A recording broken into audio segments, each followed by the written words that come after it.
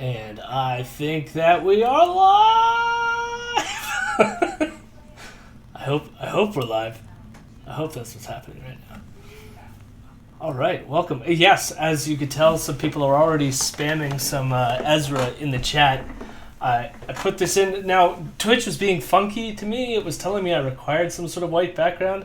So I feel like I messed something up, clearly. I'm going to have to re-look into it and get more emotes than just this Ezra head on a white background. Now I wonder why. So like the other thing with tier 1s, so it's like it's letting you spam it. Is that because you used points to do that, or is that something else going on there? Sorry, you repeat that? Well, like you're both able to like spam them. So is that because there's like points that you're using to use them, or is it just letting everyone use it? I unlocked it with points, and because Elrond is Oh, the twitchy. subscribing, Yes. yeah. Yes. Okay. Cool. Just figuring out this whole Twitch thing. Greetings, everyone, for this Rebel Friday night Rebel stream, where we will be talking about some fun stuff. I guess we should introduce the chat again. So, Vienna, you were already talking. Why don't you say hi to the crowd? Hello. I'm making cocoa. You're making cocoa. Are you on your phone too? Because you're sounding a bit like muffled, a little bit. I am. Is it being fucked? No, I think maybe it just wasn't close to your mouth or something like that because you're walking around making cocoa or something. Just call them out like that. Just like call them out like, oh yeah, you're on your phone. Oh, you sound terrible, horrible. It's not calling them out. Everyone else can hear. Just making It's sure. fine. The people need to hear Vienna, all right? And then why don't you introduce yourself now that you jumped in and said your piece? Listen, I'm gonna stand Vienna every chance I get. This is Elrond. Good evening. Hello, and Dr. Dickhead, give it a go. I just finished a delicious dinner, and I'm here dying upon Keean's great takes. Well, Keean is going to tell us about his disappointing breakfast in some of these clips, so that's fun. Delicious. Yeah, I should share the video. So I guess I'll for those who don't know, Keean Bexty, who is one of the fine employees at Rebel Media, Rebel News. So they have this ongoing conspiracy theory, which is this idea that there's these things called COVID jails. Now, the truth of this is that we've had, or the government of Canada has been utilizing hotels as COVID facilities for a while now. So what that means is, how do I put this? They've been utilizing COVID facilities for a while now to house people who have been found positive with COVID-19, but don't have places to quarantine. And so the government has been successfully holding some of these people in hotels as a way of helping them to socially distance. But what happened recently, well, so then the fear-mongering already began because of that, because like a lot of conspiracy theorists were like, these are going to turn into COVID camps and COVID jails and all this fun stuff. And they've also like shown documents showing that they were going to utilize hotels this way, although most of the documentation showed that they were going to utilize other buildings for storing PPE or vaccines and stuff like this. But it turns out that as we started to peak in the second wave, Trudeau implemented a policy saying that anyone who traveled to America or any other country and then is coming back to Canada, even though and if the travel is non-essential, they have to they're like forced to stay at a hotel at their own expense and quarantine in the hotel for 3 days, even if they get a negative test. And that's just to make sure that the negative test was not a false negative. And of course, they have people some people on the right, the conspiracy theorists, have been freaking out about this. Now, I think that there might be some problems here and there with how this is being implemented and how well the government is dealing with some overcrowding in these facilities, to what extent these are actually mitigating the spread of the virus. There might even be questions regarding the security forces that are used. So you're going to see in some of these clips, Keean's going to mention people being sexually assaulted or raped by the security crew. I haven't dug enough into those to know for sure that these claims of Keean's are accurate, although it would not surprise me that that's the case. I do actually wonder, too, if the other part of it is that if these numbers are anything out of the, let's say, representative of a problem of the hotel industry or just the problem with sexual assault generally. Like, whether or not what's occurring at these facilities is anything out of the ordinary of normal, the normal range of people being sexually assaulted at hotels, which would not be good regardless, right? But like what will happen is usually one thing will happen and then they'll blame everything that's happening on this one sexual assault and say it's a problem with this, right? And that's not how you do statistics to know that the problem is directly related to this. Even though I will agree, any sexual assaults ever, no matter what the circumstances, very bad, right? But if you're wanting to say that there's a problem with these hotel systems and it's because of sexual assault, provide me with some evidence that that's the case. But so there might be some problems with how this is being implemented. Sure. Now, what's not clear to me, and we're going to find this while watching these 3 clips, because these are several different days that they released as a story. But what is not clear to me, this is sort of what I gather. Keean went to do a study a piece for Rebel News in Florida. And the piece was supposed to be about, what did he call it? It was like vaccine refugees, I think is how he put it. So it was people who were not receiving the vaccine in Canada, who really wanted a vaccine, were leaving Canada to go to places like Florida so that they could pay out of their pocket to get a vaccine ready to go.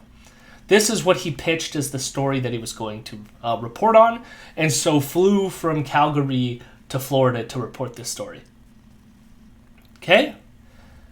Now, when we watch these clips, he might hint or intimate that like he really didn't care about that story. He did the whole thing just so he could end up in a COVID jail, as he's calling it. But either way, what we get from it is on his way back from the COVID thing, from the vaccine refugee story, he ended up at one of these facilities and tried to purposely get in it so he could do one of those things like, I'm reporting from the inside. And that's what we get. So Keean got himself quarantined at one of these COVID hotel quarantine sites, and he's going to report to us about what he experienced. So he released 3 videos. They're not too long. They're like 10 minutes each, 10 minutes or less. And we'll go through his journey as he's living in one of these COVID jails or gulags or all the other things that he's been calling them. So I guess, are we ready?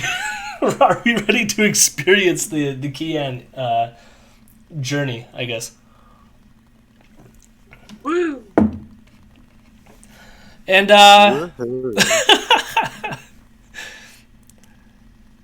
and we'll see. It's quite funny, some of the comparisons he's going to make. So here we go. We're beginning. So if you are non-compliant, then we do have to flag you up. Well, would I be able to call my lawyer then before we make a determination? I will not be speaking with your lawyer. No, I'm calling my lawyer.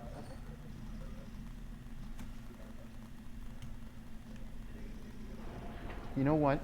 I don't give a shit. I'm gonna go to a COVID jail. I was told that the locks had been removed from the doors. Did you hear that? I'm sorry? The locks have been removed from the doors. Locks, like deadbolts. Not really. So it hasn't been the case here? No. Okay. Yo, you're wrong. Wait, I love that. Like, he used this as his bumper to introduce his, like, breaking story. Like, breaking news. Like, I'm inside the COVID jail.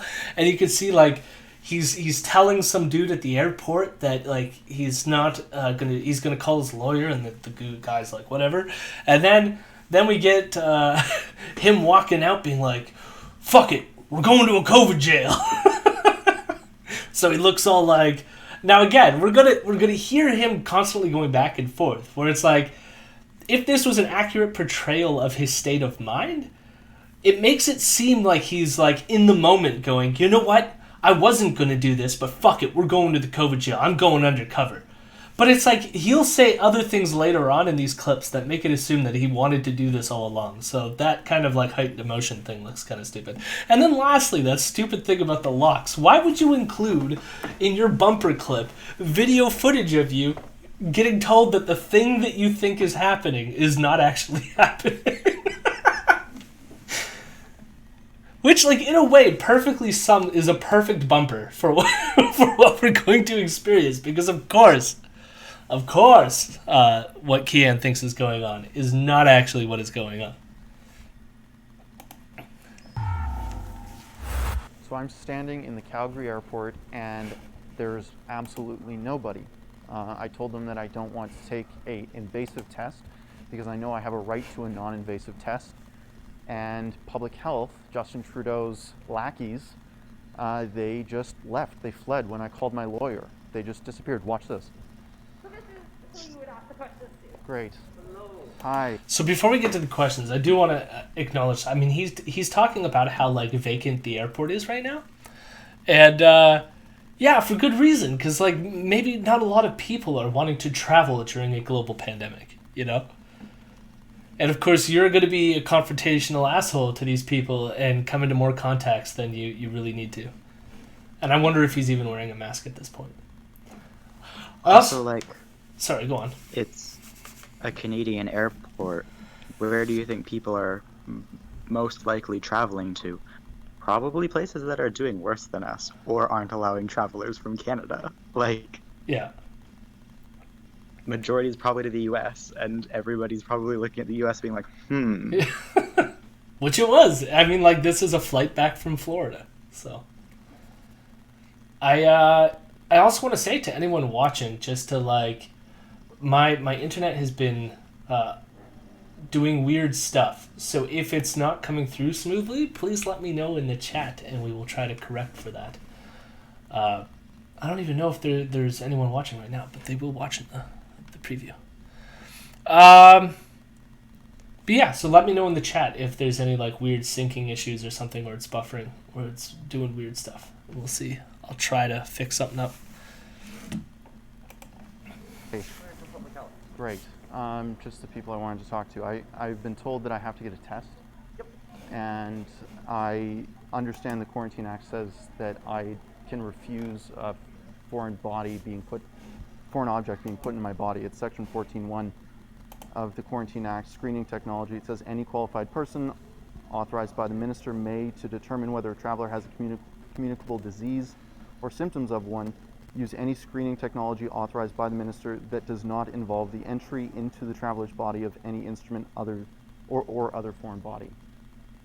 So I would like to not Not do the test? Yeah. Okay. Great. That's your prerogative. We put it out to local law enforcement to see if they're going to take any action for non-compliance. So we put that in their hands. Sure. All we do is just then flag you as being non-compliant with the current laws that are in place, but we are in no way able to force anything like you said that's Yeah. into your body. We But that's never the, have that's never the would yeah. be able to do that. But that's the law. So why would law enforcement be able to penalize me for following the law and practicing my rights to not accept this? Well, because this is a public health emergency order put in place that to protect the public health, we are testing all international travelers. It says you have the right to do that. You just don't have the right to do it with an object going into my body. If there's any, way to. Currently, we don't have any non-invasive tests. Okay. You don't have any non-invasive tests. No. That's not my problem.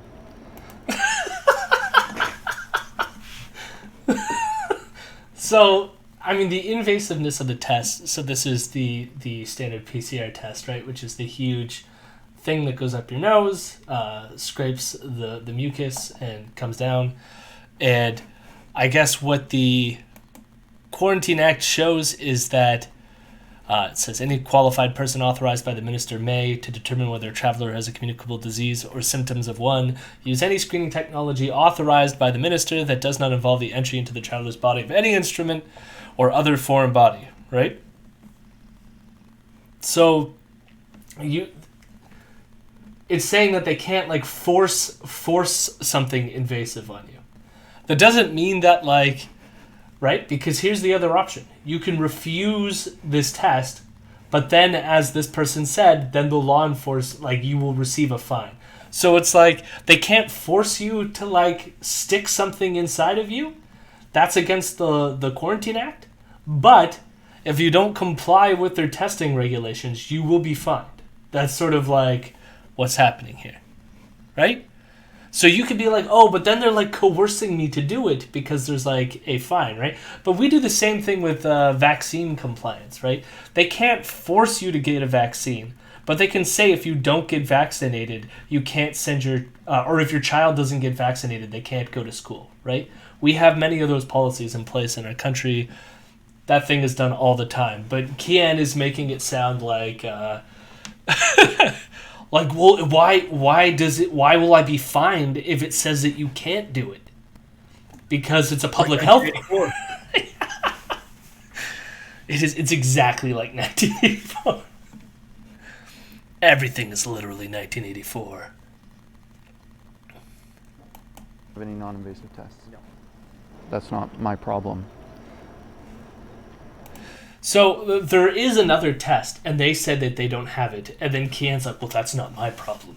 As if, like, this is all determined on them having specific tests that would make Keean happy. I also don't know how effective some of the other tests are. I don't think they're as effective as the nose one. I think one is some sort of, like, mouthwash thing. I'm not sure how it works, but... So I don't know what else I can say to you. You've read the Quarantine Act. Yeah. And if you've read the Quarantine Act, you are also aware of the enforcement actions that can be taken in non-compliance issues. Mm-hmm. So really, your actions are in your hands. Mm-hmm. And whatever you do decide to do, you just follow up as per our operations. So if you are non-compliant, then we do have to flag you up. Well, would I be able to call my lawyer then before we make a determination? I mean, I want to watch this guy's eye roll. This is fucking beautiful. Watch it. Make a determination? Okay, I'll go a little. When he says he's gonna call his lawyer. Well, would I be able to call my lawyer then before we make a determination? You're so done. No, I'm calling my lawyer. Yeah, there they go. Now I'm standing here just waiting. I mean, I don't want to break a law. I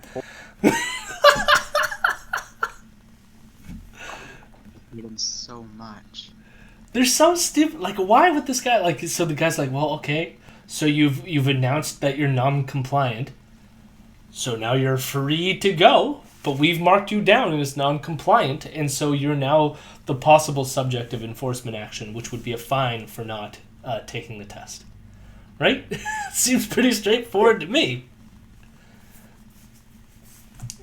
Yeah, seems totally legit.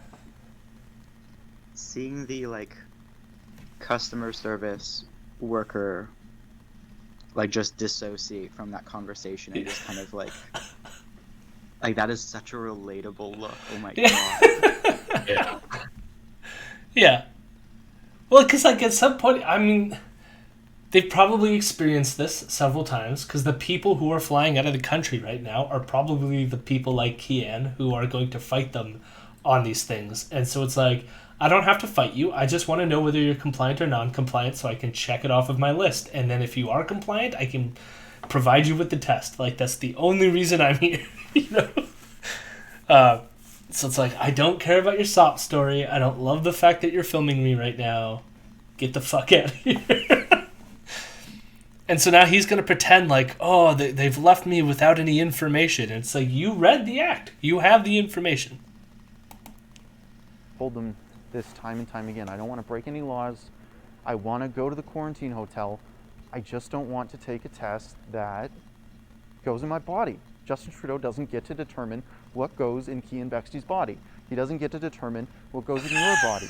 It's just a fundamental right of ours. And the law even says it.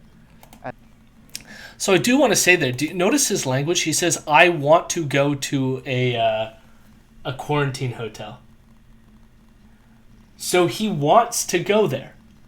That's the whole point of like his song and dance right now, is because he wants to get there. All right. And he has to go regardless. Like, the test doesn't like stop that. That's just like, he wants to go to quarantine, and then he also wants to be fined for non-compliance, I guess. Yeah, so they can fight all this. Because what's going to happen is, like, so I guess if you get the test or whatever, the next step when you're leaving the airport, I guess they have a procedure that they then get you to go to the COVID quarantine facility. And so then that's like the process, right? So it's like, it doesn't matter whether or not you took the test or not. That's your next destination, you know?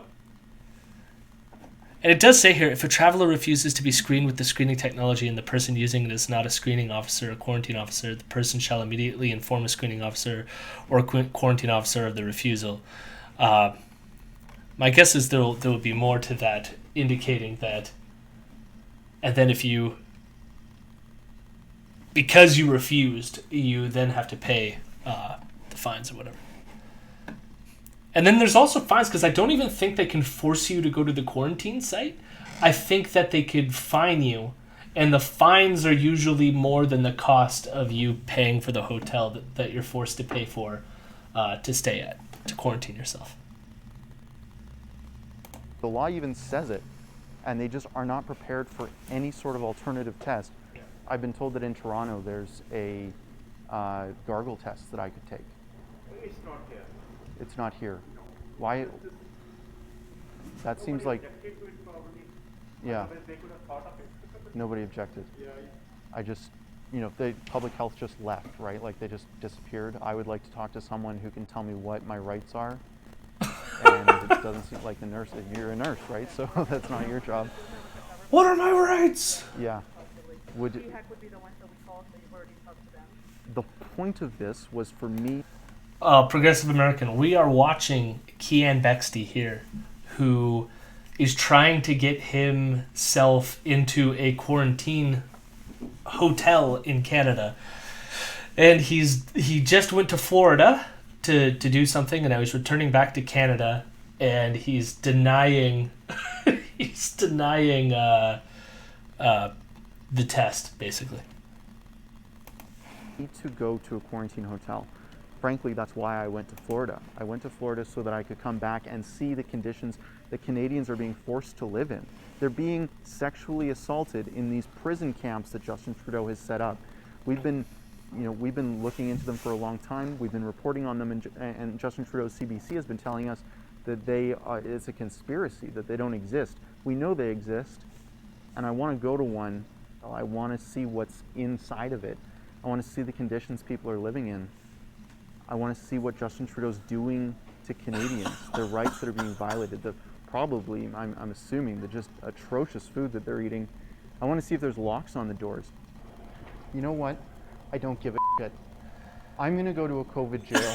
I'm going to check in. I paid for it. It costs an insane amount of money. If you want to help with that, it's at nocovidjails.com. So doesn't that make it sound like, because what did he say earlier? Like, I want to go there. And now he's being like, fuck it, we're going there. You know? Just like a slight different, like, approach there.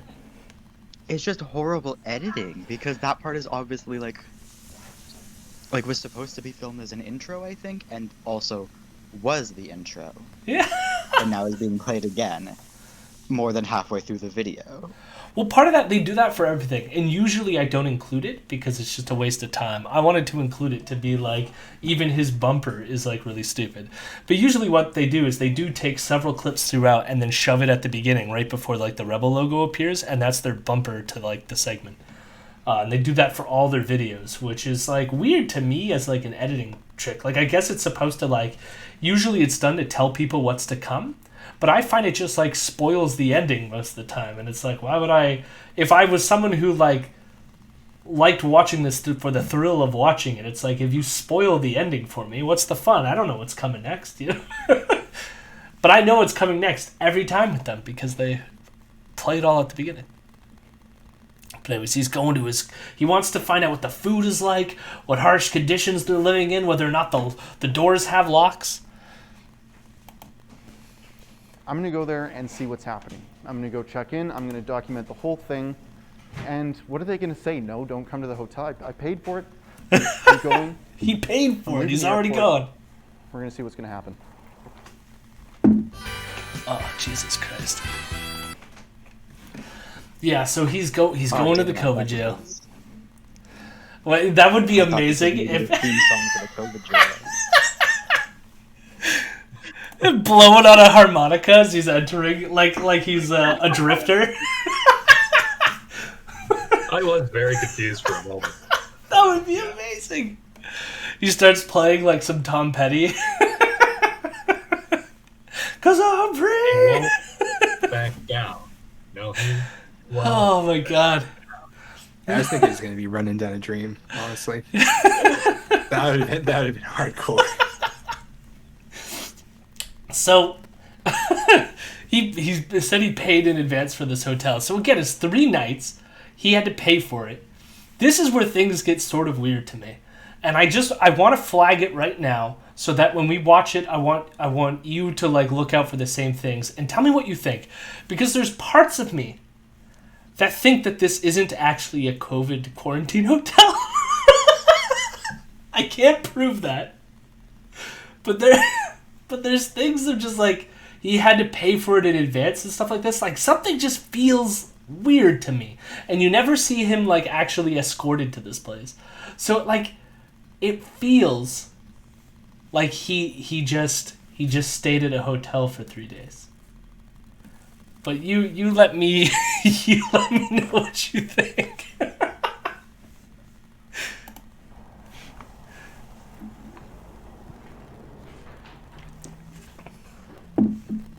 All right, we're going in. Hi. Just checking in. Sorry? Can I help you? Yes, I have a room. Keean? Yeah. This is the quarantine Okay. place, right? You will be assisted over here, sir. Yeah, by Omcar. Right. Omcar. Yes. I have someone checking in doing access. Oh, I can help you. So, remember what I told you, that there's 2 facilities in Canada, right? One is for isolation, if you like were already found positive and you needed a place to stay, and the other was for this like quarantine thing mandated by the government. I don't know which is which of what's going on here, but it was cool. When he mentioned quarantine, he didn't say anything. I did notice that the guy does respond in the subtext that like this is for isolation, but again, it's not clear to me yet what it is. I think this is for sure one of those travel ones, because the other one, like, there's no way they are dressed that casually around a positive COVID patient. There's no way it's not nurses in, like, the masks and then the plastic bits and, like, all that. Yeah. But, like, it's for people who tested positive. There's so much here that's like weird to me. Like, why, if this was really the travel one, and this was the one where like there's security guards, there's all this stuff, where is any of it? Yeah, like this is the thing. Something feels really weird about this. With the, like, I don't know if it's more than like 1 or 2 per building type of thing for the security. Like, I don't think that it's a particularly like robust system. It's probably just like a spare dude or 2 to make sure that like there isn't any like weird trouble. It's like, it's so weird because I guess like for me the dissonance is I had barely looked into this subject until it reached this point, and given how they talk about it constantly, I feel like how could any of their audience be watching this going, everything that they've said about the COVID jails is true? You know? Like, nothing about this screams like this is an oppressive, authoritarian move. I mean, something about middle-class white people and not knowing anything about what oppression looks like or feels Yeah. like.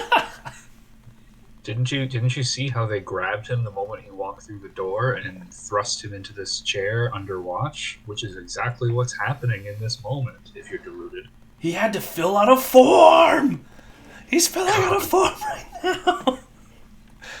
Let's see how this progresses. Is this form for you guys or for the government? For us. February 28th, eh? Yep. So I can't go to the hot tub? But you get 4 fresh air breaks. You can 4 schedule- fresh air breaks. Yes. so 4 you can fresh just air come- breaks Just call the process and schedule a time with them. per day. Okay, yeah. 80. I call someone. So, he asks if you could go to the hot tub. They said no. But he apparently gets 4. He can go outside for some fresh air 4 times a day. All right. Yes. So that you can place an order for the snack and for the dinner for tonight. Okay. And they will also take your order for next day breakfast. Okay. I'm so sorry, it's a strange situation for you. It's not your fault. It's Justin Trudeau's fault. Thinking you can put Canadians in jails. This is basically jail. Yeah, it sounds like that, but we'll treat you in a Oh, I'm sure. I'm sure. You will. Like, Keean just called his hotel facility a jail. And he's- I love the guy. Yeah, it sounds like that, but we'll take great care of you. Oh my god. What a... He has a fucking dick. What the fuck, dude? What an asshole. I mean, it sounds like... Here's the thing that I don't get. And this...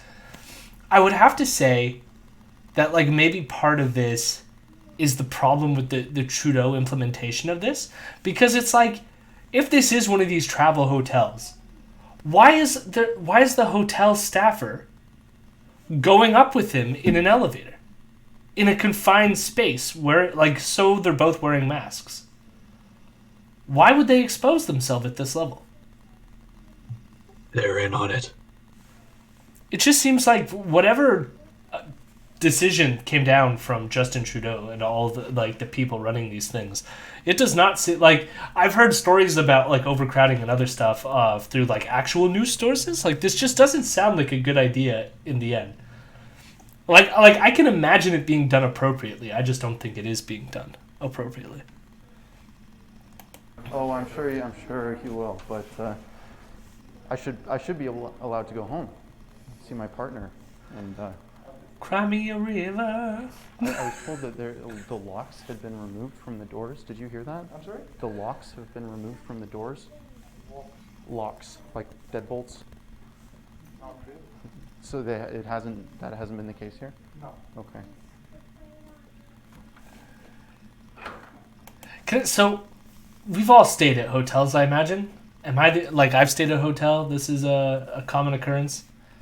How many hotels have any of you stayed at that had deadbolts? The hotels I stay at have deadbolts. Yeah. Almost Yeah, all of I them was that gonna I say. stay at, they all have had like electronic cards and stuff. Exactly what Keean is using right now to get into their hotel. I think Go ahead, sorry. I think it's probably like deadbolts on top of those so that you can like stop Yeah. maids or whoever else from coming in. I think... Yeah, deadbolt being the chain lock, correct? Like, because I've seen most of the hotels I've been at. I don't know if I've been at one that hasn't had that, to be honest. No, the deadbolt is the one where you turn it in and like that block of metal just Yeah. slides into the door frame. Okay. Most of them have like a latch with like a thing to prevent, so that you could lock it from the inside, so that the cleaning crew can't come in. But that's not a Yeah. deadbolt.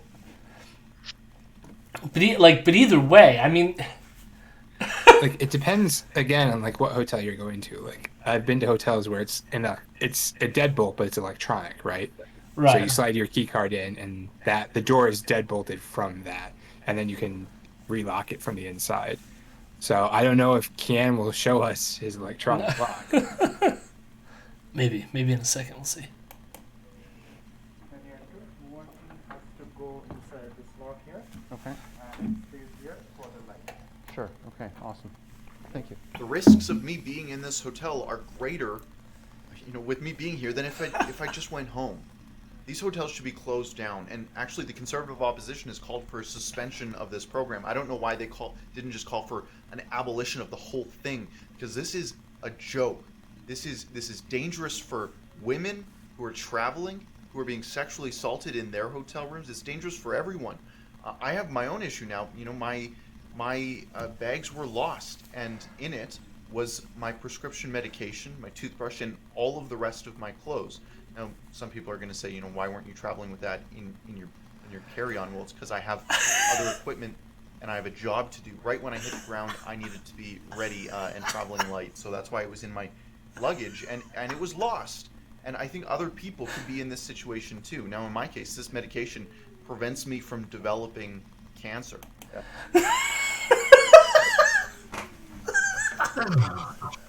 Excuse me? What? Well, I mean, The fuck? Keean has the cure for cancer. Now. Yeah. Like, I mean, that's the real. He buried the lead on this story. Like, some good came of this whole thing is suddenly we realized that Keean has always harbored the cure for cancer within his luggage. And he left it in his luggage, and kept his recording equipment with him, because doing his job was more important than the cure for cancer. That then got lost at the airport. My God. Now again, I want to say any sexual assault is not good. What I worry about with things like this is often, they'll use one example. I mean, the equivalent would be using one example of a racialized individual committing a crime and then saying, therefore, we have a problem with all of these racialized people, right? So it's we do know that sexual assault exists outside of the context of these quarantine hotels. And so I would want to know whether or not the sexual assault was the result of anything being done because of these quarantine facilities, or if it was something that happened. You know what I mean? And as much as it could get mitigated or whatever. And again, I have my doubts even of having the facilities beyond that anyways. And I don't know the particulars as well as how or why that happened. Or so for the two cases that happened in Canada, one of them was two people were quarantined, separate travelers, and were quarantined in the same hotel area. And one of them broke into the hotel room and sexually assaulted a person there, and then the other one was a security guard at the hotel. Right, and so the question with the security... I mean, because the other one sounds like not good, but sounds like something that, I don't know how he... if someone... you know what I mean? I can't think of a way to implement a system in any hotel to prevent something like that from happening ever. You know what I mean? That sounds like something that could happen regardless of the quarantine hotel aspect of it. The other one sounds like, I don't know, if the security guard happen to have key card access to rooms or something like this, that could be a problem. I could foresee that. Yeah. And there was that... I'm gonna fuck up saying it, but there was the one in... that outbreak that happened on the west coast of Australia. Is that Sydney or is that Melbourne? Sydney. No, no, west. I don't think it's Melbourne either. I feel like I think it is Melbourne. Melbourne. Well, not all the way 'Cause to the that's- west coast. Melbourne's like on the west coast of the droopy part of Australia. Okay, whatever. That outbreak that happened in whatever Victoria. Australian I think state it was in is governed Victoria, by- the state of Victoria. that sounds right. Yeah. Fuck that name. Yeah. But the outbreak that happened there was also because of the quarantine facilities and a security guard. And I'm pretty sure the stories at the time said sleeping with quarantined people in the hotels. But to me, that still speaks to like a level of power. So like, Yeah. you know, interesting phrasing around that. And that was what led to the outbreak that happened in Victoria that then caused like that major lockdown. Weird. Which is like, so there is, I think, automatic kind of issues at some level with these quarantine facilities being in hotels because they're not designed around this sort of thing. I don't know how you get around that, but it's also kind of like having tight security stuff is kind of always risky. Yeah, well, it creates that power imbalance that you're talking about. And especially, like, if they are given key access or other additional things that give them even more power against people, then that could be a problem, right? But yeah, I mean, but it's one of those things where, because here's the thing is, part of me is like, it's hard for me to word this, because like, part of me is like, okay, use these examples. But like, part of it is like, I already don't think these hotels things are as effective as I initially had thought. And so like, maybe it's not a good idea that we have them in the first place, right? But then there's the other additional part of just like, whether they're effective or not for the thing that I want is like the sexual assault's a direct cause of these things. And that should be something that should be investigated. Like, I'm all for the investigation. The problem I have is when you have people like Keean wanting to like jump out ahead of this to score points when it's like, I mean, he's never attacking the hotels for the merits to a certain extent. I think he might later. Like, some of the stuff of, like, the overcrowding and the fact of, like, him... Because he said, like, 2 minutes before he went on about this, about how he's in more exposure here. And there's a part of me where, like, that to me should be the point that you should be raising all the time, right? Because it's like, if your exposure is way higher... I think that the difficulty is...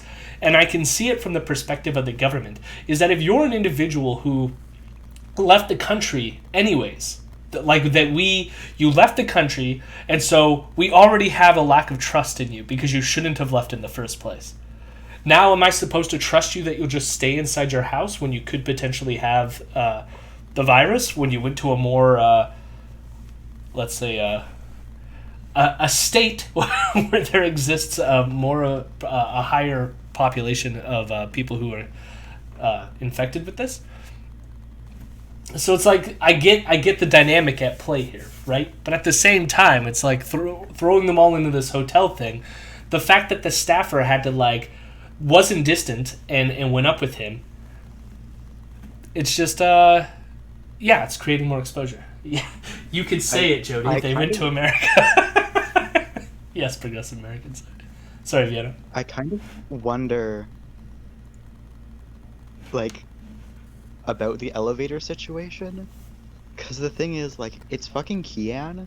There's no way they could trust him, and I'm sure they knew that there was no way that they could trust him to just be like, it is on this floor.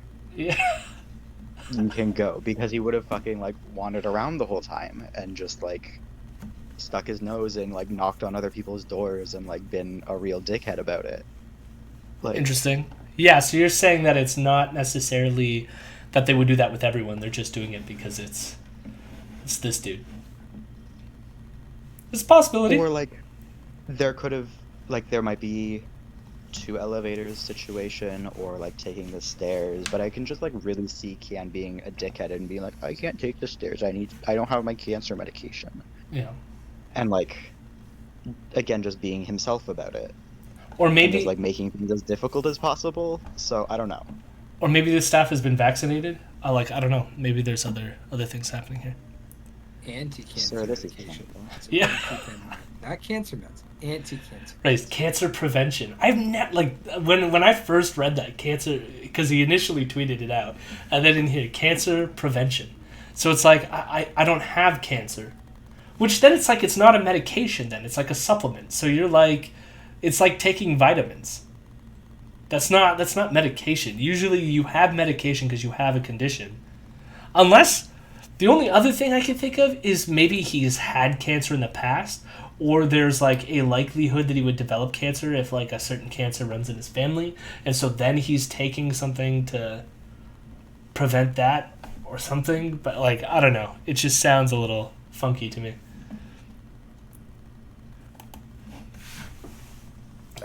It's a prevention medication, and I need to take it. And Justin He Trudeau needs to is take it. stopping me from doing that because I can't get a hold of anyone right now. I've called a few times, just in me being in this hotel room. Can't get to the front desk. There's a lot going on here, and we're gonna digest it all and put it into more videos. You can see them all at nocovidjails.com. If you want to help me out with the cost of this, I have, for example, an internet router that I brought with me. It costs $300 just for the month so that I can be sure I have internet. The Wi-Fi here is terrible. I've tested it out, and I'm glad I brought that. The hotel cost me about $1,000. It cost other people more. Just $1,000 for me.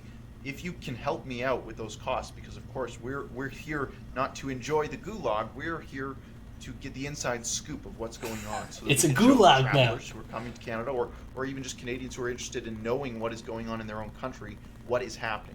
So go to No COVID Jails if you want to see more of this story and help out. Thanks so much for tuning in. Stay tuned, please. So that's one in. It's a gulag. I mean, if only the gulags were this accommodated. Jesus Christ. The thing is too, like they've been hyping up the fact that they're saying the cost of these things are like $3,000 for the 3-night stay, and he's saying he only paid $1,000. So already, you're not telling the truth, my friends. I'm here not by accident. I'm here because I wanted to see the I'm here to figure out what's going on, to show the inside story of it, something that the mainstream media, That's such an artistic shot. ago was saying that this was a conservative conspiracy hoax, right? Well, I'm standing in the physical manifestation of that fake news. I love that so much. The shot. Yeah. Yeah, I know. I do. I love as well. It's like he's like, they've been saying that this has been fake news forever. That headline said internment camps. Now, is this an internment camp? Would you use that language to describe what we're witnessing right now? Not quite. I feel vaguely bad for Sheila for having to like do this sort of interview, or like whoever is filming, I guess. It is Sheila. I Yeah. assume it's because I can't picture them getting a like camera crew for this. No. But like what was it? A message being like, "Hey, come by this hotel so like you can film the outside." Like, Yeah. what? We're gonna get to it. It's so bad. But anyways, there he goes. Because this is real. People are living through this right now, and it's terrible. Their personal liberties have been trampled on by Trudeau. They deserve better than this. They're being treated worse than. Oh, I love. Did you notice this other dude's popping up? Doesn't even know that he's like gonna be in their footage. What a lovely morning. And they have to pay for it. It doesn't make any sense. Oh my god. Sheila Guttenbreed for Rebel News here in Calgary, standing on the backside of the Acclaim Hotel because my friend and colleague Keean Bexty is on the 3rd floor. Confined here because this is one of Justin Trudeau's forced facilities. It's a COVID jail. And Keean was taken here. Look at this Sunday, COVID jail. So yesterday, late afternoon, to start his forced mandatory quarantine. Keean just came back from Florida, where he was on assignment for us here at Rebel News, but because Keean doesn't work for CBC and is a non-bailout journalist, he doesn't get the same sort of exemptions that Trudeau's pet journalists do to travel back and forth across the border. So, like, again, notice how he framed it that he wanted to get in there. Then he said, like, oh, shit, fuck it, I'm going in. And now she's saying he was like, from the start, like, the only reason he had to do this is because he's being excluded from being called a reporter. And it's like, that's not true. And it wasn't true when he went to the Capitol insurrection and still got let back into the country. Right? Because they were aware, like, he was a reporter right? I don't think the Canadian government really wants to try to start, like, taking a stand on some of the shit to decide who and who is not a journalist. So it's like, yes, I agree. These people are more provocateurs, less journalists. But it's like, there is no, like, codified, like, perfect definition of what a journalist is. And you run the risk of, if we don't let Rebel be journalists, what about, like, other legitimate independent journalists from doing work, right? Like, there's iffy grounds to, like, walk there. But the reason why he's in this building is not because he's a journalist or whatever it is, right? Or a rebel journalist. And so in the interest of journalism and transparency, Keean is inside this facility documenting life for at least the next 3 days. About how he came to be there and what it's like, and who knows, he might even meet some new friends amongst his fellow Canadian inmates. So I'm going to hop on the phone right now. We're going to do a bit of a Romeo and Juliet. That guy is a pro. Why did I not notice? I didn't even notice that the first time. This is amazing. What it's like, and who knows? That's not his camera person, is it? I don't know. Look, he waves, and then he's like, yeah! So I'm going to pop on the phone with Keean right now. Mom, I'm on TV. Yeah. I hope that's just a rando. That's not someone related to this whole thing. I imagine it probably is someone who's in Keean's, like... No, it looks like a rando to me.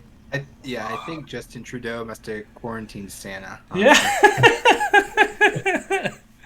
George Carlin didn't die. George Carlin's quarantined here. Trudeau will pay for this. That was beautiful. Delightful. Sheila's so boring. I can't stand Sheila. Jesus. I'm going to do a bit of a Romeo and Juliet interview. Oh, Romeo and Juliet interview. In this instance, I'm Romeo to Keean's Juliet, and he's going to let us know what his first night inside the COVID jail was all about. Okay, Keean, you are, I guess, COVID hotel hell. Oh my God, there's so much more interesting than what's actually happening. Logistics of how you got into the Acclaim Hotel in Calgary, like, were you taken by bus? Love that her head slowly emerged and then she took off her glasses. Here, and I don't know if that's also taking captives or what. Yeah, so it was a bit of a long story because Captives? I went to the airport. Yeah. Obviously landed at the airport, but then I refused the tests that they wanted to take on me. There's a law that allows me to say no, I don't want an object being put in my body, and I think that's reasonable. I get to decide if Justin Trudeau wants to put something in my mouth. I get to say no to that. I think that's my own right. The law even says so. So I said no, I'm not going to do it, and that threw the whole process for a loop. Everything sort of collapsed. The public health officers, they just sort of left. They were very upset that I wanted to call my lawyer, and then I was left alone at the hotel. Not do the test? Yeah. Was that lawyer upset? Or was the person upset that he wanted to call his lawyer? I love it. Just like, oh man, they were so triggered by this. Like, all right, sure, go ahead, do your own thing. Like, why are you showing the clip? Why are you showing this person being completely neutral about it and being like, yeah, like that's just the way it works. Yeah, we're gonna flag you. Why are you acting like they were so upset by you? You were just annoying, Keean. You were so fucking annoying. You are the prototypical annoying motherfucker. That shirt too, and that fucking haircut. Like, if you came up to me in the airport being like, I don't want to take a COVID test, but like, all right, cool, bro. You want to get away from me now? I don't want to hear about your conspiratorial bullshit. Why are you so annoying, Keean? God damn. I love it. Like his retelling, and then you play the clip where it's like clearly I'm gonna skip it too. We don't need to watch the fucking thing that we just watched again. Oh my god, more previews. But yeah, what did he could have been let in if he took the test, right? I don't know. I think like you have to go in even if you get a negative. I think you have to go in regardless for the facility. I mean, there's a question. The one thing too is it's again it makes it sound like he didn't want to, but then he was saying he wanted to get in. Like the whole story of like him getting into the thing is a bit iffy, and we're not sure yet. We'll watch it as it progresses. But I feel like this was his intention all along to do this kind of friggin' stunt, because of course it was. I was just like, well, can I just go to the hotel myself? So I got my car, checked into the hotel, and now here I am. See, that's like the other part. Can I go to the hotel myself? Yes, and then he went and just checked himself in. So it's like, you can... Could he have just gone home? And then, like, I guess you get a fine if you don't show up for your hotel stay? And then he was saying he had to book it in advance. Like, I don't know. There's something so weird about this that doesn't make sense to me, but whatever. Weird.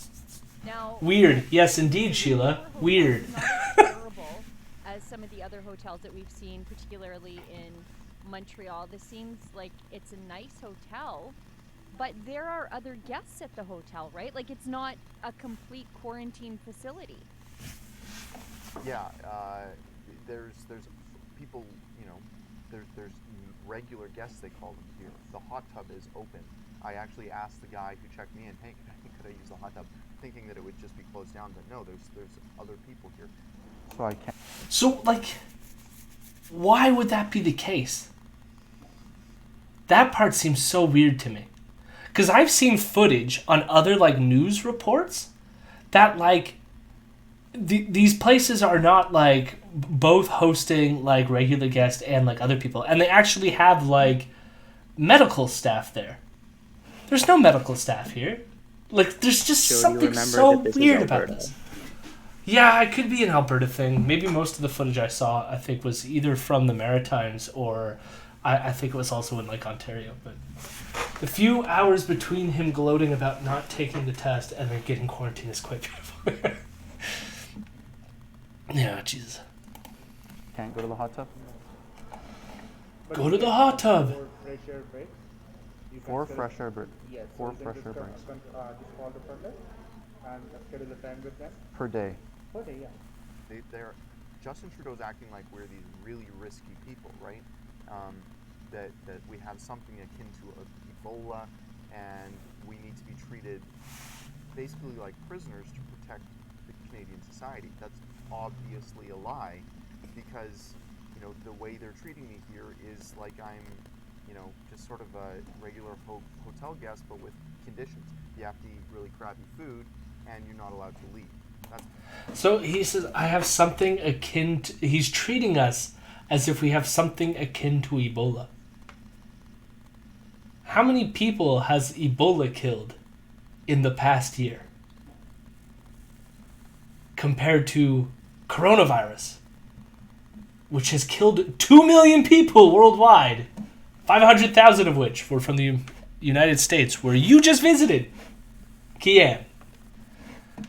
Jesus fucking Christ.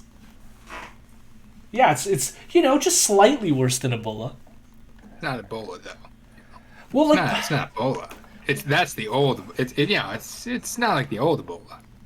Well, like, sure, when you get Ebola, it doesn't sound pleasant, right? But then part of me goes, and this was even worse, I think, when Ezra said it on a show recently. They use Ebola as a wink, wink, nudge, nudge to, like, it's not one of them African diseases. That's what's happening here. That's my guess is why they keep bringing up Ebola. Just go back that 10 seconds there to how he describes how he's living in this quote-unquote concentration camp or whatever the fuck they call it, like gulag or prison or whatever. Yeah, here, well, let's go for it.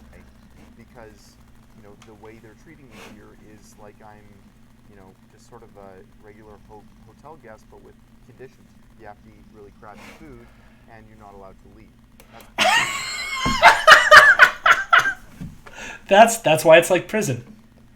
Crappy food, and I'm not allowed to leave. No, it's exactly the same as prison. I don't. Yeah, the guy next door to me is doing these George Carlin routines. It's really driving me up the wall. It's crazy. I have a TV. I can just watch channels. They let me bring in my $300 router, so I can play video games at night. A huge room. Like Jesus Windows? Christ! What a terrible human being.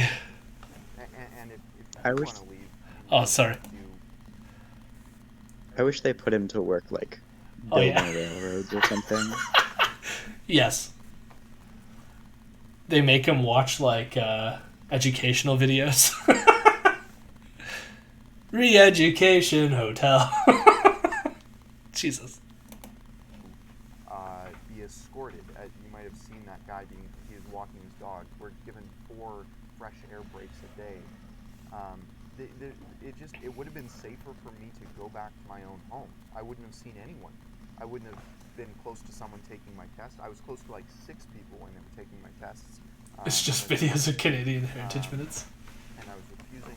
I Canada. people when I was coming into the hotel. I was actually in an elevator with one of the hotel managers who showed me into my room. He walked into my room with me, said, "This is, what's up, here's the deal," and then he left. But I wouldn't have been in any elevator with anyone if I just went back to my own home.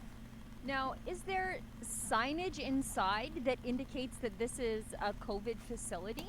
So we'll get an answer to that in a second. But like, again, you wouldn't have been exposed to any of this, Keean, if you just didn't go to Florida.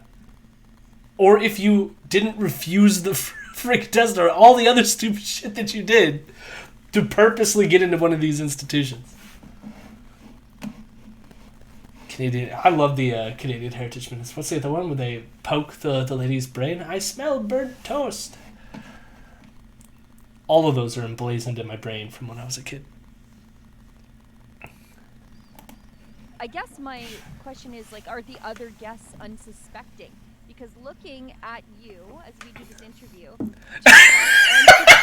there were people who were trying to get my attention, clearly indicating that they are also captives like you are. And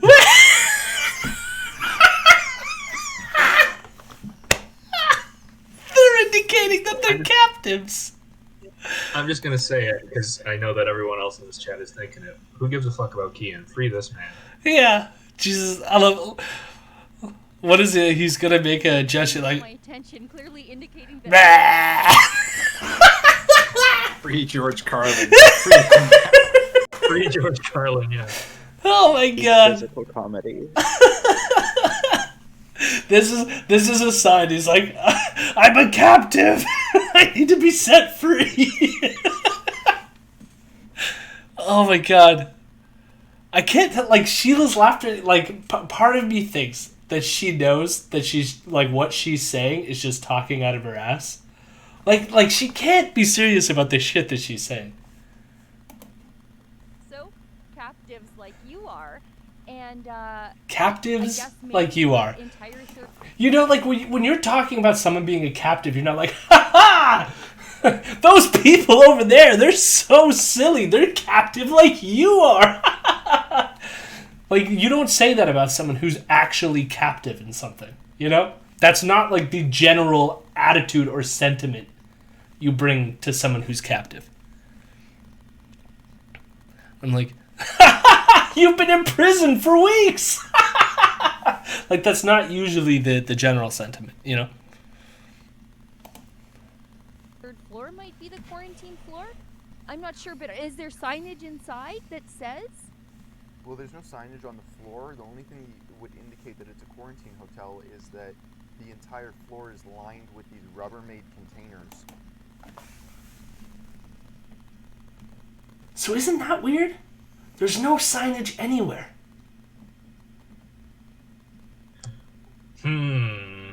Like, I know there's things, like it could go both ways. There's been some moments, like when he was filling out the form at the beginning or whatever. But I don't know.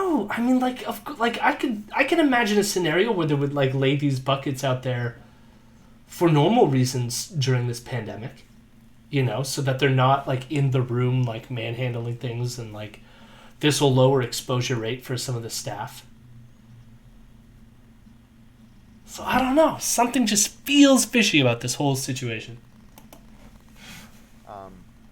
That we're supposed to put garbage in, I guess, and they also put our food in it. So it's, you know, it's weird. A little bit about the food. It's Lent, so I'm fasting, so food is on my mind. Even terrible food. Tell me all about it. I mean, there's a menu that you can order from, and I ordered the waffles and pancakes for this morning, and they came.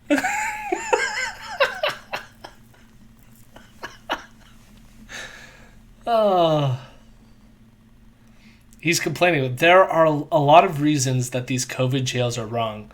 It's a violation of several personal liberties. It is outrageously expensive. It's less safe than me just going straight home too. But the food? This is exceptionally bad. Ice cold and stale. Yeah, that's right. Seagull Bob says Gulag's known for having menus. Oh my god. Ice cold and stale. Now granted, like, they don't look stale. The Eggos look like at least that they were toasted that morning.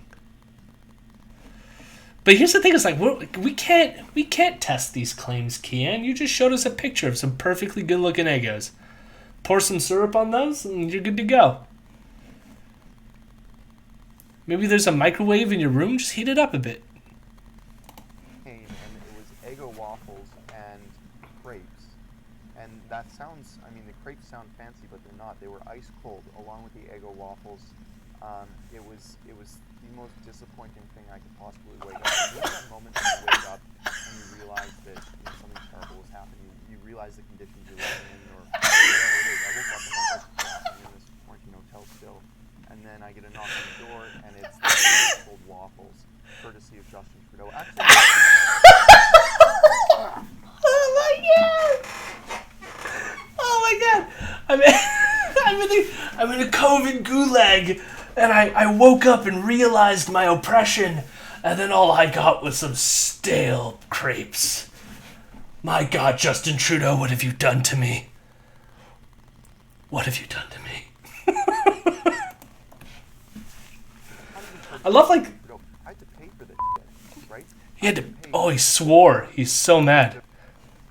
So it says here, rate type government 3-day self-isolation package. Room rate. I mean, this looks weird to begin with. This feels like he typed it out himself. Room rate, Canadian, $825. Taxes, okay, estimated total. Something seems weird about this, like receipt here. It also doesn't mention $2,000 in some cases for these hotels, and they're giving us food like we're prisoners. They treat prisoners better than this, right? Prisoners at least get. The prisoners? How many prisoners get Eggo waffles?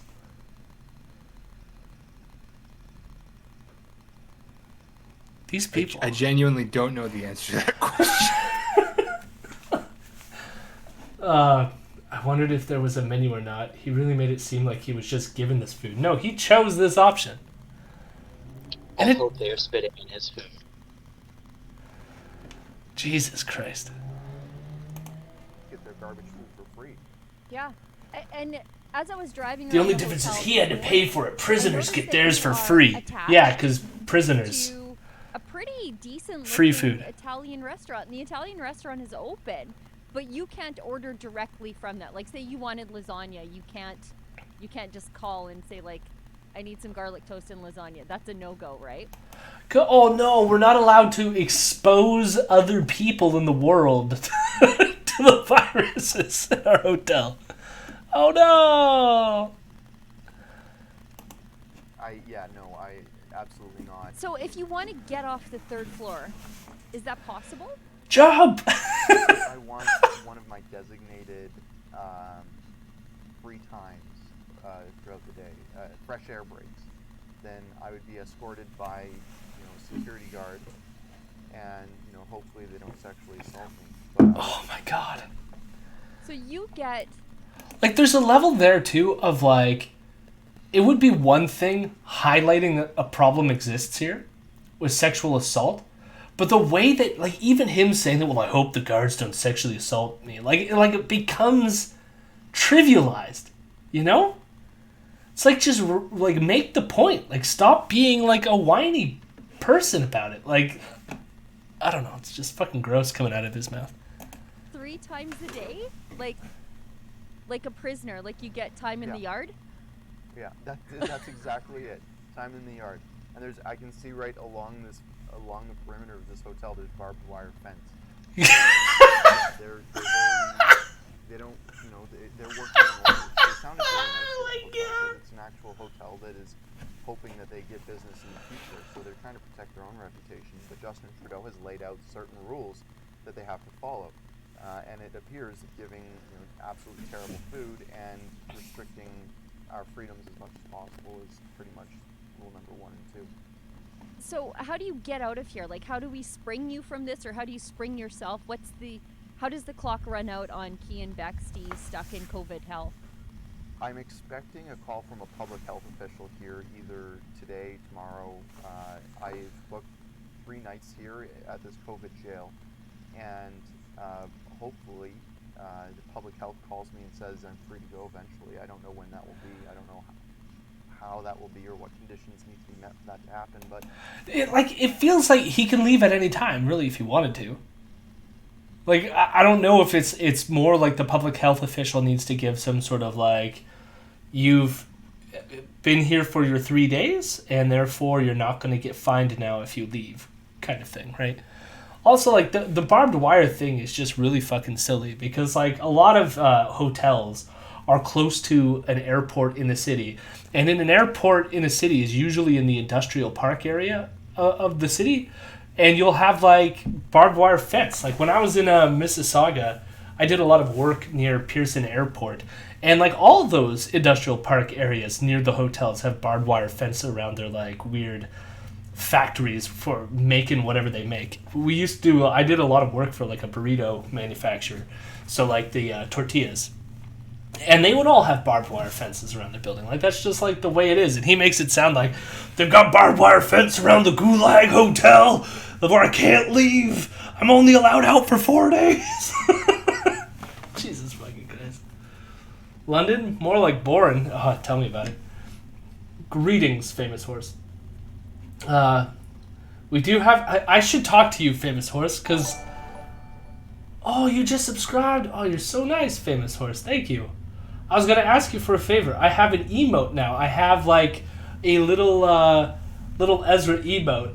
But then it's like weird because it has the white border around it. Yet it was telling me I needed a white border when I was trying to upload it. So, like, I don't know. I hope there's maybe you can teach me the way to, like, not have a border. Or maybe they all have borders. I don't know. Something's weird. Something's weird to me. But thank you so much for the subscription. You're doing your Dungeons and Dragons thing right now. I was probably going to raid you when this was done. But you got to make that a transparent... Well, like, it wouldn't... I had a transparent PNG and it wouldn't let me upload it. I, like, had to, like, shrink it and turn it into a JPEG before it finally said I could upload it. I don't know. But thank you. Thank you for the sub. You want to learn about our Canadian gulag system is apparently what we're experiencing right now. I was told to wait for it, so we'll see. And how much is this costing you? Because we've heard $2,000, we've heard other amounts. I think the $2,000 was designed to maybe... His receipt said $900. Sure. Well, it's in that order of magnitude. It's just Yeah. $1,000, all of it included. Is $960 in the same magnitude as $2,000? Like, that's 2 times. I don't know how you defined magnitude, but all right. Yeah, it's about $1,000, and then of course, we came. This was the purpose of it, right? Like I went down to Florida to document their vaccination program, but at the end of the day, what I wanted to see was the inside of these hotels. I'm here not by accident. I'm here because I wanted to see the inside. So I'm not asking for anyone's pity. I'm here to figure out what's going on, to show the inside story of it, something that the mainstream media, the mainstream media just 2 months ago was saying that this was a conservative conspiracy hoax, right? Well, I'm standing in the physical manifestation of that fake news, because it's terrible. No, again, what they called fake news was calling this an internment camp. And as far as I could tell, this is not an internment camp. He is free to leave right now. He might get fined for leaving, but that's a different story. And he might be able to fight that in court and get out of it for being an essential service. He might be able to do that, considering that he is a journalist. A manifestation of that, okay, the ghost of Darth Vader. Their personal liberties have been trampled on by Trudeau. They deserve better than this. They're being treated worse than prisoners, and they have to pay for it. It doesn't make any sense. Just going back to the cost of this, if you stayed on the first floor as a guest and the second floor as a guest or the fourth floor as a guest, I anticipate you'd probably spend somewhere in the realm of $175 a night.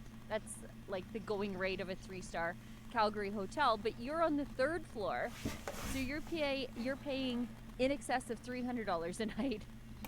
Fieno, you're the Google wizard. You want to search what a 3-star hotel for a night stay at a 3-star hotel in Calgary. Can you pull that up? Yeah, I'll look.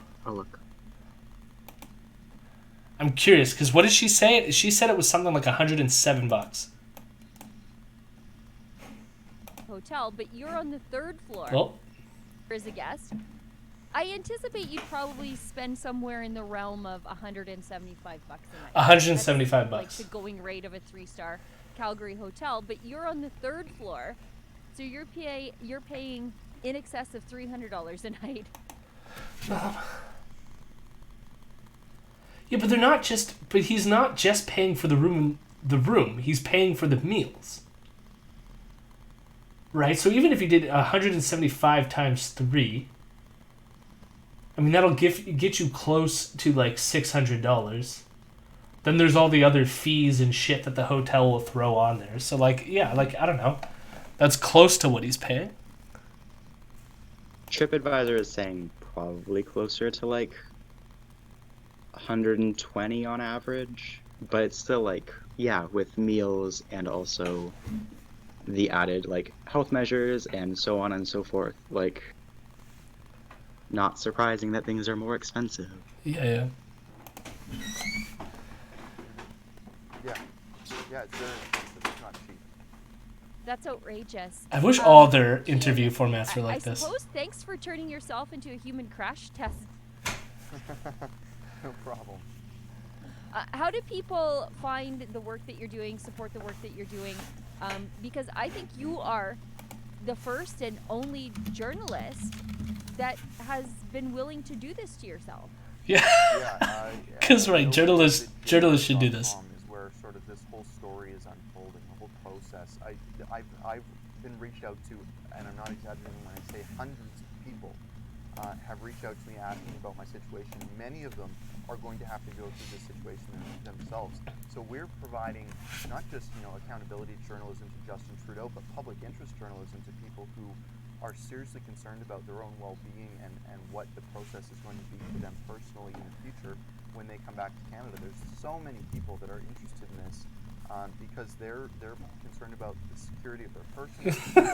And they're gonna learn so much by Keean's expose here. And we're here providing journalism for them, so that you can go check it out at nocovidjails.com. Yeah, and of course, you go to nocovidjails.com, and then that's where you can donate money to Keean. We are confining completely innocent Canadian citizens to a hotel. Then there's the head tax aspect of it, the forced testing aspect of it.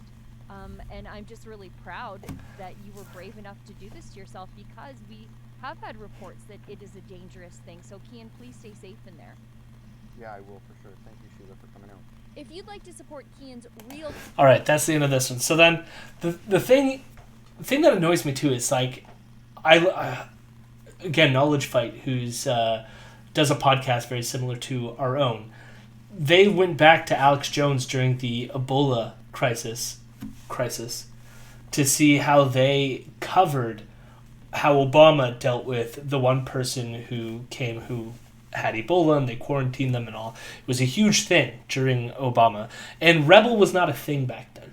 And I almost wish they were, so I could like compare their coverage of how they dealt with that to now. Because of course Alex Jones was like, we need to shut our whole country down. We need to be locking people up. We gotta be getting like quarantine everyone, right? And it's like, now it's like that we're in the middle of something. It's like, oh, it's all, this thing's not even real. And it like they're putting us all in prisons. And it's a completely different reality, even though it's like, it's all, their whole narrative is built on this idea that this virus is like nothing. There's no reason to do this. The whole virus, it's all nothing. So why are they doing this to me? Yeah, I wonder if there's some Sun Media clips out of Ezra out there. Maybe. I find like it's hard to find the Sun Media clips online. I'm surprised when I have found the few that I've searched for, because the one I had tried to search for was the one where he interviewed Mark Lemire, who was a Nazi. So that was fun. So we did A New Hope. This was The Empire Strikes Back, and I guess now we got to do the Return of the Jedi of the trilogy. There's another one. Yeah, this is what's really happening inside a quarantine hotel. I think the thumbnail said "My Escape from Quarantine Hotel." This one's shorter than the other two, so. It's really unfair. It's wrong because these. What did you say, Vieto? I've gotten to the point where I'm just like cleaning out, like stress cleaning my desk because of how like infuriating I find Keean. Oh, okay. Well, listen, I have to put up with them every week. Canadians, they have a fundamental right to come in and out of their country. It's called mobility rights, and it's in the Charter of Rights and Freedoms. It's a global pandemic. Way of that, both through forcing them to be in these 3-day detention cells, and also making them pay for it. You know, making them pay $1,000 to $2,000 to be in these places. Hey there, just heading out. He's leaving. Hey there, he's on the lam. Rebel News. You've probably seen what's going on right now, especially in this situation. I'm in a COVID hotel. I was in Florida covering the vaccine rollout in that state and covering the vaccine refugees that were going down there, basically snowbirds going down there to get the vaccines. I came here to see what it was like inside these COVID jails that Justin Trudeau has set up across the country. Some are much worse. So notice again the setup. I went to Florida to go check out there, and then I came here to check out this. So again, it doesn't seem like it was some sort of like he got forced into this situation. It seemed like his whole plan all along was to enter in one of these facilities. Than the one that I have been in. I'm in Calgary, but the ones out east are where the problems are happening. Now, there's problems here. There's problems in all of them, actually. But there's some real serious issues going on in Montreal and in Toronto. Check out these videos of people clamoring to get water and food.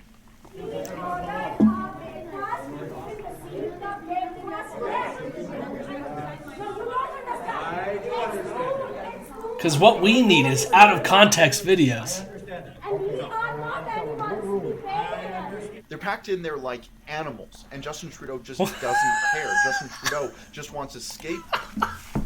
He says they're packed in there like animals, but it's like they all came there to communicate. Like, I'm guessing, considering it's a hotel, they all had rooms to go back to. Like, they weren't just all crammed in a room breathing on each other. Goes so that he has a distraction from his terrible vaccine procurement schedule. Now, I've been in here for 1 day now, and let me tell you, the food wasn't great. Here's a picture of what my breakfast was. The dinner, it just didn't come for a long time. I called the front desk again and again, and eventually the food showed up. But when you're in someone's custody at this hotel where I'm at, and in the government's custody, no less, and you're paying thousands of dollars to be here, forcibly being made to pay thousands of dollars to be here, the food better be on time, and it better not be ice cold garbage like it was. It's safe to say that I'm, fed up. I want to also show you the situation in a Montreal hotel where again, notice his biggest complaint out of this whole fucking thing was the fact that he got ice cold pancakes. That's the worst thing that happened to this whole situation. My crepes were cold, and I paid $960, and all I got was cold crepes. And here's the thing is, he was there for 3 days. What was his other meals?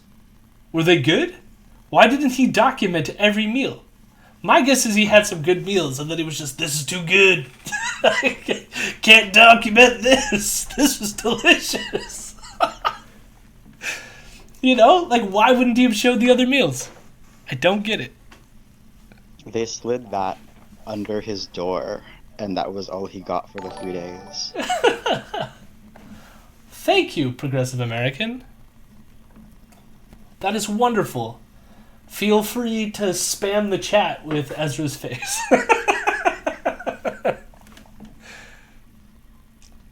And I would recommend people go check out Progressive American's content as well. And Famous Horses, since they were in here. Although we'll be rating Famous Horse later on. Oh yeah, there's the Ezra. There's the Ezra. I'll have better emotes. We'll figure that out. Door locks had been removed. Now, in the case of my hotel here, was he going to show it? There's no physical lock here. Normally, there's something you'd close, right? So that you're secure in here. There's nothing like that here. And in fact, the security guard that came, he was a very nice man, came to take me for my yard time today. Here's some visual of that.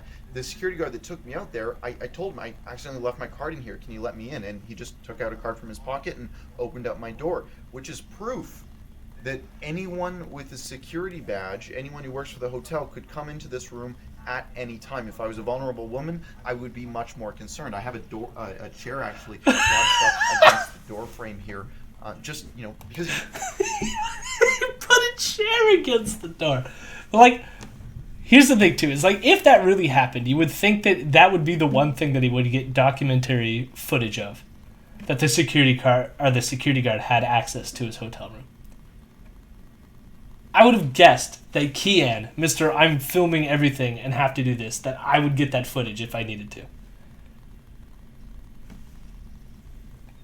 And the other thing too is, I don't know if this is what the exact reason is for his hotel room, why it didn't have the bolt latch or any of that stuff, but I can, at least for some of the other isolation facilities, it sort of made sense, I think, because I remember watching one footage from Global News where they had one patient ended up having a reaction,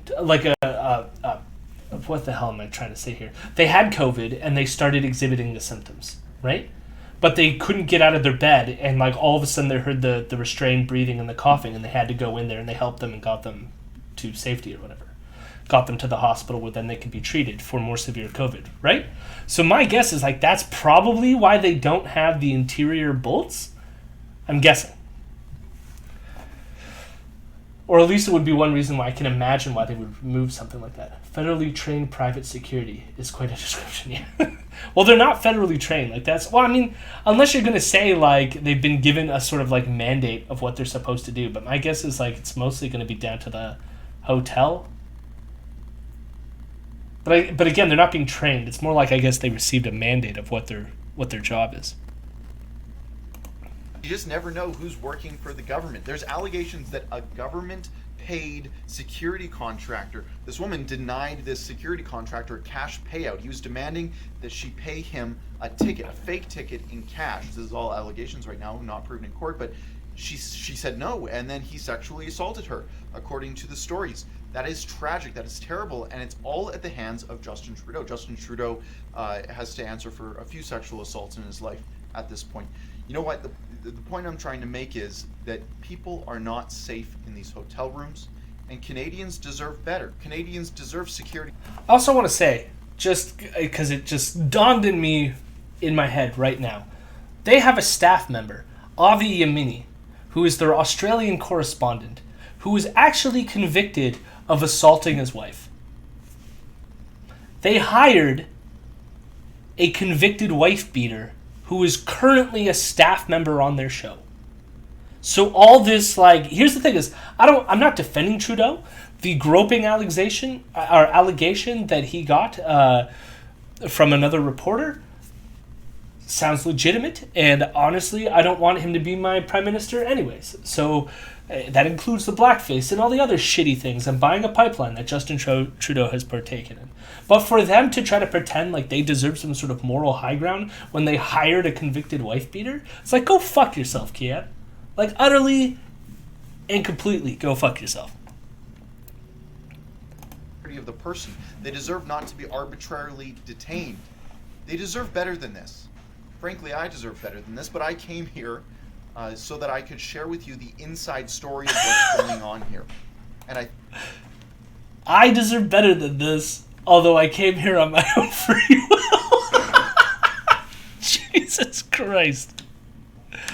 It's almost like, I almost feel like he realized he like broke the conditioning there a little bit. Is that people are not safe. Like, and then he gives it like a smirk. And Canadians deserve better. Canadians deserve security of the person. They deserve not to be arbitrarily detained. They deserve better than this. Frankly, I deserve better than this, but I came here. See, he like broke out into a smile. Like, this whole thing is a fucking joke to him. Every aspect of this is a fucking joke. This is not arbitrary detention. This is specific to security measures in a pandemic. Yeah, exactly. It's not even a funny joke either. No, I know, but it's to me, it's like, it's not a joke. It's just the joke is that he realizes that he's playing a game here. The whole thing is made up, right? Like, he was getting heated and he said, I deserve better than this. And then he just realizes, like, no, I don't. I fucking got in here all on my own. Like, this whole thing, it's all posturing. It's all posturing nonsense, you know? So I just that hate I him could so share much. Oh, with sorry, you one inside- second. What was that, Vienna? I just said I hate him so much. Yeah. Me too. And again, even like, if you want to talk about shitty people, he used to work for a company that sold Rhodesian flags, so that's fun too. What a pleasant guy this Keean.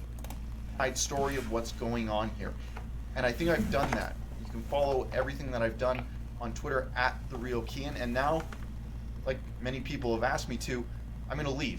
And I'm going to show you what happens when I do. I'm going to show you the hotel. I'm going to show you the hallway, particularly in this floor, what it's like here. Should play I have that my mask Queen on song. because I think want that's to actually, break like, free. a legal requirement of Oh, god damn it.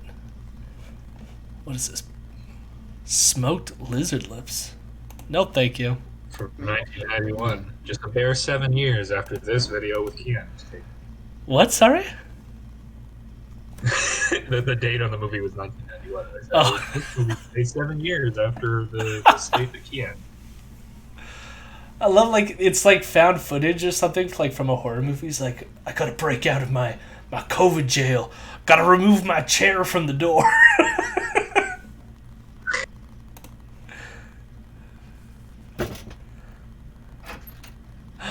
Jeez, okay. I want to say it kind of looked like there was a deadbolt on that door. What's that latch above there? That kind of looks like a deadbolt. Has to be. I don't know. It might be. Oh no, he's breaking free. Are they going to stop him? This is the hallway. I'll walk you along it. Some of the doors have these Rubbermaid containers outside of them. I never got one of them. I think it's for these people to put their garbage in. I'll show you what it looks like here. He never got one of them.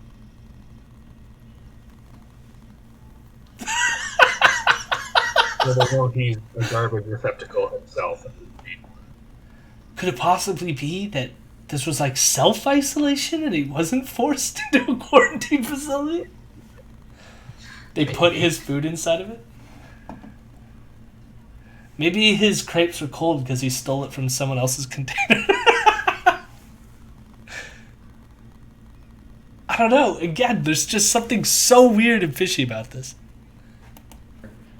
These are them, and this is, they're sort of all the way along the hallway here. I'm just gonna go to the elevator. I guess I'm on the 3rd floor right now. Justin Trudeau has set up these quarantine hotels almost to spite travelers, right? Like he's been trying to use it as a distraction to say that, oh, the problem's over there, the problem's with these travelers, but really the problem isn't with travelers, especially the ones that he's focusing on, right? The majority of travelers across the border right now are actually like essential workers, whatever that means, right? Like people who truck across the border every Yeah, but the single day. truckers don't have to be It makes up quarantined about like this. 90% of travelers. Right. And they're allowed to leave and come back into the country without quarantining So like this. focusing on these, 10% of people, just so that you can make yourself look good, it's really unfair. It's wrong because these Canadians, It's a deterrence. they have a fundamental right to come in and out of their country. It's called mobility rights, and it's in the Charter of Rights and Freedoms. And Justin Trudeau is getting in the way of that, both through forcing them to be in these 3-day detention cells and also making them pay for it. Making them pay $1,000 to $2,000 to be in these places. Hey there. Said no. I want to break free.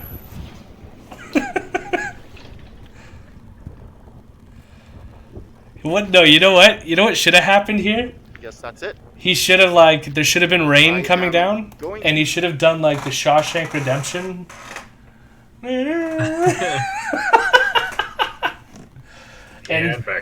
and Keean. I was gonna do the exact same thing. Call to a quarantine hallway filled with Rubbermaid totes. Came out still a dickhead on the other side. Oh my god. To my car, and I'm gonna go home. I'm going to see my dog, see my partner, and I'm gonna quarantine. Yeah. I'm legally obligated to. I'm gonna do it. But I'm grateful that I was able to tell this story from inside of a COVID jail. If you want to see the full story, all the other stuff we've done, you can do that by going to nocovidjails.com plural. They haven't even met their signature goal. First off, by reporting on them in the first place. The CBC lied months ago saying that we had Again, they're these were so fake repetitive. news. They didn't exist. They were a conservative conspiracy theory. That was obviously fake. I was in Manitoba outside of a COVID camp. It was dreadful. There was barbed wire lining the place. And then, they... Again, tell me, are people being housed here against their will? Is this what this facility is being set up for? That's the fake news shit, not the, not your little hotel stay. These were actually a thing. And by that time, they were trying to brush it off. You say, no, they're not as bad as they are. And then people started getting sexually assaulted in these buildings. So we figured here at Rebel News that we should actually go cover the other side of the story. In this case, we went to go inside the story, to go see what was happening. We hope you appreciated the coverage. I'm going to get in my car now. This cost us a lot of money to do. If you want to help us out, you can do that at nocovidjails.com. Thanks so much for tuning in. I'm heading home. So, again, the only points that he has against these there was 3. There was one, it was I'm not any safer than I would be if I was just home. The other is that some sexual assaults have happened. Now, those 2 facts were uncovered prior to Keean's stunt here. The other thing was the crepes. That's it. That's the whole story. They spent all this money. He stayed all in that hotel to learn that they had bad crepes one morning. That's what we got from this. That's the breaking news here. This is the deep journalism that we get from Keean Bexte from his stunt here. That's it. It gets to a point where you're just like, what was the point of any of this? What did they learn? Also, they kidnapped Santa Claus, right? Yeah, no, I was going to say my main takeaway from this is that we need to free George Carlin from that hotel immediately.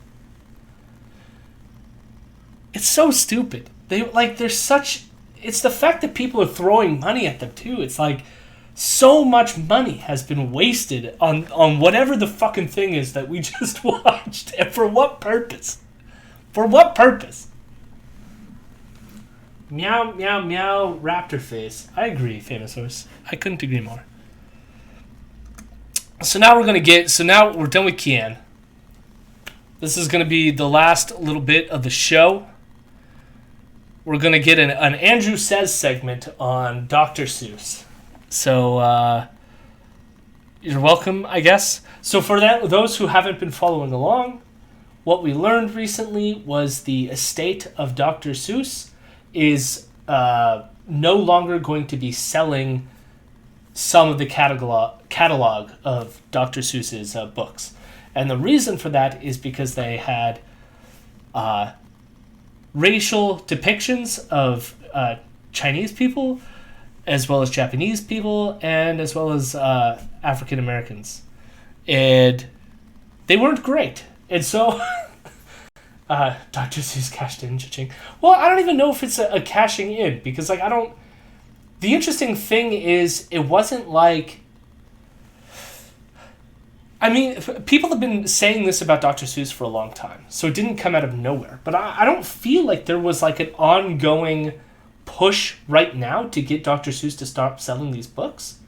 I think part of it is you realize of like, okay, so people come on to the Dr. Seuss like website to order books, and if they start selecting some of the other books in the catalog, but don't know that these contain racist depictions, and maybe they go, hey, it's like our responsibility maybe not to allow people to buy these books and read them to their kids, not knowing that they're going to contain racial stereotypes in them. Because the other thing is, the other interesting part of this is Dr. Seuss's relationship to that work is interesting. And we're going to get into it a bit here. But, I mean, Dr. Seuss in part was a product of his time, but also came to regret some of his past actions. And I think that is kind of relevant and an interesting part of this. And it's going to be interesting in the context of what's going to come up here. I'm sure they didn't think it would happen, but good Lord, did it work. Yeah, but it worked in a weird way. Because, like, you would think, like, how do I say this? You had a lot of conservatives people being like, we're buying up a lot of Dr. Seuss stuff. But then it's like, why would you, if you want to punish people for canceling, wouldn't you not buy the, like, it's this weird, like, double-edged sword, because the Dr. Seuss estate is doing it to themselves, right? There was no, like, ongoing current aggressive campaign for it. Like, I'm sure there was voices out there being like, fuck Dr. Seuss, right? But there was no, like, currently aggressive campaign to get them to stop selling it. They just took the initiative and did it. So they participated in their own cancel culture. Yet then conservatives are then paying the money to buy, like, Dr. Seuss books. And we've got a bunch of Dr. Seuss books. I enjoy Dr. Seuss's books. I've read Hop on Pop to both of my children. Hop and Pop's a great story. There's nothing offensive about it. And that's fine, because, like, they're kids, you know? What they like is the rhyming patterns, they like the interesting-looking creatures, and they can be completely oblivious to Dr. Seuss's previous works that were very racially insensitive. I just hope more kids get to read Green Eggs and Ham now. Glass Half Full. Yeah, exactly. Great books. What's the other one was like the Socks on Fox or Fox and Socks? I can't remember. It's the one that like eventually gets like more complex, like tongue twisters, and my kids would love to get me to try to speed read it, so then I start fumbling over all the words. But we're gonna hear Andrew Says is gonna chime into this book issue, and it says these are the offensive drawings that got Dr. Seuss banned. So I can't remember if he shows a lot of it. But I do want to say, I guess, warning here, because maybe some of the images might be some that were depicted. I can't remember if he shows them or not. But we'll see. Here it goes. Maybe if we ban all books, then no one will ever be offended again, and we will live in a perfect socialist utopia. And again, look at the framing there immediately. Maybe if we ban all books. No one's banning these books. You could still purchase these books. These books still exist. You can go online right now and find these books.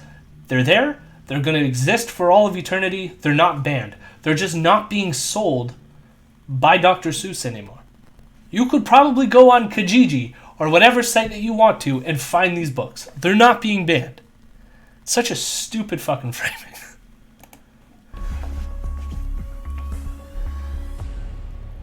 Andrew says. Welcome back, Andrew. Here, you likely saw this week that Dr. Seuss canceled 6 of their books permanently because of offensive imagery. The public. Dr. Seuss canceled their own books. Like, isn't that like such a weird framing too? Self-canceling. It's the canceling to oblivion. Dr. Seuss crawled out of his grave saying, "You know what? I regret being racist." Well, so he regretted it in his own lifetime, which is an interesting fact. He didn't like these books anymore. Which is something... Then why were they still published for this long anyways? Like... That's an interesting thing. Well, like, part of it is, like, because I think it was just, like... I mean, when you die, you don't have control over your estate. And, like, many iterations had gone by. But there was statements, like... So, again, there's a level of, like, how much he regretted it. And a lot of it comes from people who had personal interactions, or he would shudder at, like, mentioning of those earlier books and stuff like this. And there's even some, like, retroactive fixes that he did, which we'll get to in a second, I think. I think it comes up in the clip here. So we'll get to it when it comes up. Publisher says they were hurtful and wrong. But have you seen the images that are so offensive? Probably not. So let's take a look. And To Think I Saw It on Mulberry Street is the first book. And yes, it does sound like it was written by David Menzies, but unlike him, this is pretty inoffensive. Quote, a Chinese man who eats with sticks. So, this here was not in the original book. This scene was a little less offensive. You might still think that it is offensive, but you're just like, it's a Chinese man who eats with sticks. The original one referred to this individual as a Chinaman, which is a racialized way of using that, one that was not adopted, that Americans used in xenophobic ways to talk about the Chinese. And the character was painted a off yellow color, which now you can see it's just white, like every other character in the book. Because Dr. Seuss, in his time, realized that this was probably not a good way to talk about Chinese people. Which is interesting, isn't it? And yet, like, so here's the thing, is like Andrew Chapados here didn't like take the 2 seconds to do any research on this. It just played a friggin' clip of like the more updated version that Dr. Seuss did. Oh my god, the horror. But it does get worse, I'll admit it to you right now. If I Ran the Zoo, a Doug Ford autobiography? Folks, this is what I'm talking about. This is a new one. Actually, kind of racist, at least in this caption. Quote, 100 amounts of Zomba Matant with helpers who all wear their eyes at a slant. So, again, probably not the best way of framing these things, so I can understand why you wouldn't want children to be reading this, right? Correct. And I did find, I don't know, if because like I started to self-doubt because I had read that for a while, so I do want to point out, I'll pull it over. This is the original image there. As you could tell, it changed, but Andrew Chapados has completely no clue that actually happened.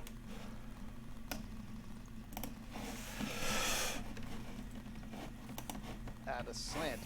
There's not really any defending that, is there? No? Okay, I'm gonna move on. The next two are supposed to be... But so...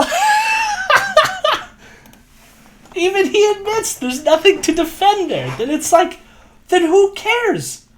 Let this go.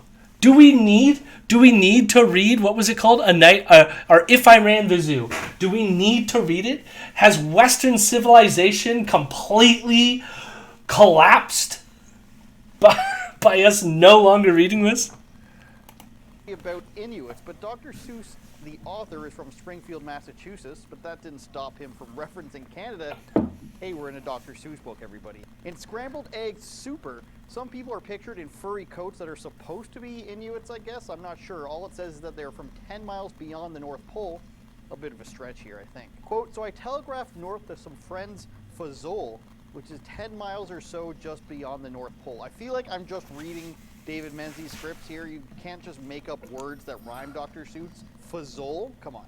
In the book McGilligut's Pool, quote, Eskimo fish from beyond Hudson's Bay is quoted with this image of fish and furry hoods. Okay, I guess given the geography, kind of offensive, but does Dr. Seuss realize that Hudson's Bay isn't the Arctic? You know, I'm starting to think that a lot of this... Now, part of this, again, he used the slur to refer to these people rather than Inuit. So it's like, yeah, okay, they wanted to get rid of it, just like the team recently wanted to get rid of their name, the CFL team that we talked about on the show. And he's not saying the slur either because he knows it's wrong, and the whole time he's being like, yeah, this one... No, like, he just said it. You didn't hear Andrew say it? Like, oh, I didn't notice it. Yeah, Andrew said it. Because of course he did. Just like, this whole time he's been like, yeah, like, these are pretty offensive type of things. Like, what are you... Yeah. You're admitting they're not good. Basically, I just wanted to say that this whole segment probably boils down to, like, if Dr. Seuss were alive today, he would probably say on the subject of this particular segment, I made some bad jokes, I say to you. Change them and stop pissing yourself, my friend Andrew. Yeah. I mean, like, again, like... about even like changing them, like, or dropping, or any of this stuff. Dr. Seuss changed it in his own lifetime, realizing that what he did was racist. Like, isn't that an interesting fact? You know, because even the artist was like, you know what? I fucked up. I'm going to retroactively change the work. Because, like, at the end of the day. And, like, you know, like, here's another pro to Dr. Seuss. Hardcore anti-Nazi Dr. Seuss. And did a lot of anti-Nazi cartoons. So, you know, he was... You got to think of these people as a little bit more complex and nuanced, right? Like, he would hate people like this. I mean, some of the depictions, I saw one of... let's see if I can pull it up. There was one of, like... You saw a Nazi, and connected by their beards was an American who had a shirt saying America First. And the thing was, like, these two people and I mean, he used the word Siamese twins, so maybe that is, like, also not the best language. But he said the two Siamese twins of, like, hatred were, like, American Firsters and the Nazis. You know? So it's like, American First, this is the language adopted by the Trump administration. Like... Even Dr. Seuss was onto this shit, you know? Oh my god. Yep.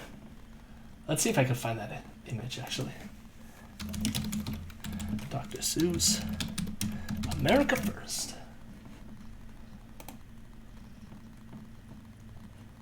Oh yeah, there it is. Okay.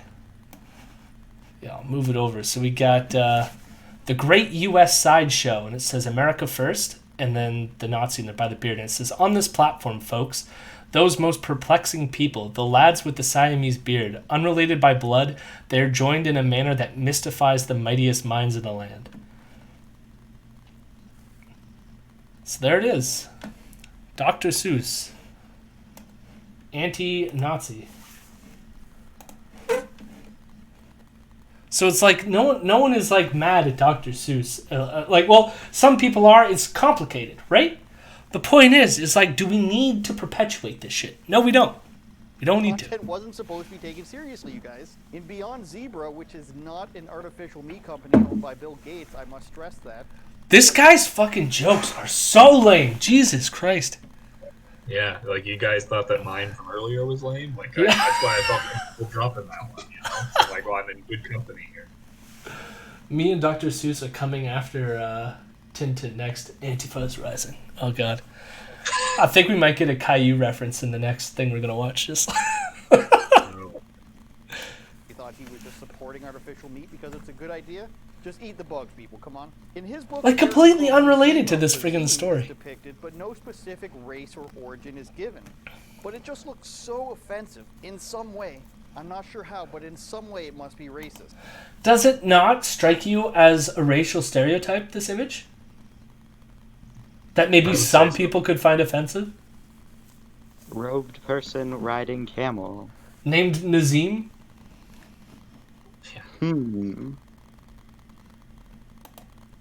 Like perfectly Which, of fine. course, is what Yeah. secretly race person who hasn't come to terms with their own racism would say. This isn't to say he didn't print some highly questionable stuff, that Dr. Seuss, but for Yeah, exactly. Highly questionable stuff right here. So this was his like anti-Japanese stuff. Very racist. images like this, it was happening on both sides. Terrible depiction, yes. Of its time, just like these Japanese depictions of allies, also yes. Now, But here's the difference. These Japanese depictions of like the Allied forces being like wolf people or wolf lizards, I don't know, very weird image. Whatever this depiction is not being sold as children literature to people. Today. Right. And it's Sorry, Vienna. And it's also like very clearly the enemy military that they're fighting at, whereas that Dr. Seuss comic was Japanese about people in Japanese California. American citizens who are then put in concentration camps by Roosevelt. Yep. Like, there is a difference between portrayal of like enemy combatants as like kind of monstrous because it's a fucking war. And that's pretty shitty. Yeah, I would still say it is shitty, but like I agree with you. The difference here is like you're fighting a war and they're the like they are the target of your army compared to like citizens of your own country that just share the race with the people that you're fighting. Yeah, not only that, just to kind of further drive that in. I mean, I don't know the exact origin of this particular illustration, but like they're an invading force. I know that you know, like that's the other thing too. It's still like you say, it's still shitty no matter how you do it. But it's like one of them is, as we say, characterizing the American people, or you know, people from Japan that are living in America or are descended from Japanese people living in America that, like Fiona said, are put into camps. And this one is anti-military, you know, of an invading force. And let's be real. The British are in fact werewolves. That's Oh yeah. Yeah. Werewolves in London. Have we not heard that song? No, I have not heard the song. That's a song, or are you just Oh, you cut out. Your howl did not allies, also yes. Now, I'm with the Obamas on this one, Barack and Michelle. I'm okay with most of what Dr. Seuss wrote about. But if the own publishing company is taking their books down, aren't they sort of admitting that their own author is racist? Yes. So why not take it all off the market? Is a non-racist Oh my god. from a racist author actually okay? These are the stupid questions one must ask. Yeah, but no one's asking that further question. Like the answer to your first question is, can the author be racist? Yes. Are they saying the author of the estate that they run was racist? It's complicated, but yes, he drew racist depictions of people. Does that mean that everything he did was, well, like, hell, like, there's tons of people that I've read. Like, I don't think some of the more important works of historical importance, even though they were written by terrible, shitty people, means we're just going to stop reading that stuff because of the historical like importance that it holds. There's also like the extent of which like these books aren't going away, because I think there's an importance to knowing that they existed, to look back at the kind of art that was created at a time when people were being bigoted pieces of shit. I think that's like an important part of our history. The only difference is maybe we shouldn't be selling that stuff to our children right now today. Right? Like, notice notice the difference here. It's like, no one is saying that we should just burn Iran the Zoo. Everyone thinks that that should be kept alive as a historical document of our racist past. Everyone would probably be cool with that. They just probably don't think you should be reading it as children literature to your children. Right? That's the problem. Am I right in that? I feel like I'm right in that. I would say so. Yeah, sounds pretty fair. Engaging in the erasing of history. We're erasing history. All the books from the Bible to the Torah to the Quran, all offensive to certain groups of people, are they not? Besides, there's only one. That's my case in point. No one is doing that. Of course, is the fundamentals of Scientology. Scientology, Joe. Yeah. I would say don't quit your day job to him, but I imagine this is his day job. This is, in fact, his day job. Elron has left us, and I was hoping that Elron would be back for this. I was hoping, because this is the moment where we end on some Ben Bankas. And it is related to what we just watched. So this is... Oh, joy. He knew. He left. Did you watch it? He saw I have not watched it, but it's The Cat in the Hat says, please don't cancel that. This is... I'm concerned. I am also concerned. I feel like when I watched, like, my clicker went over the thumbnail, I think I saw some Caillou in here. So we're going to get some, like, high-tier content. I'm going to just privately message Elrond here, see if they want to join. I should say, we about to bank that ass. I also don't found think you that have to say that, actually. You want a taste?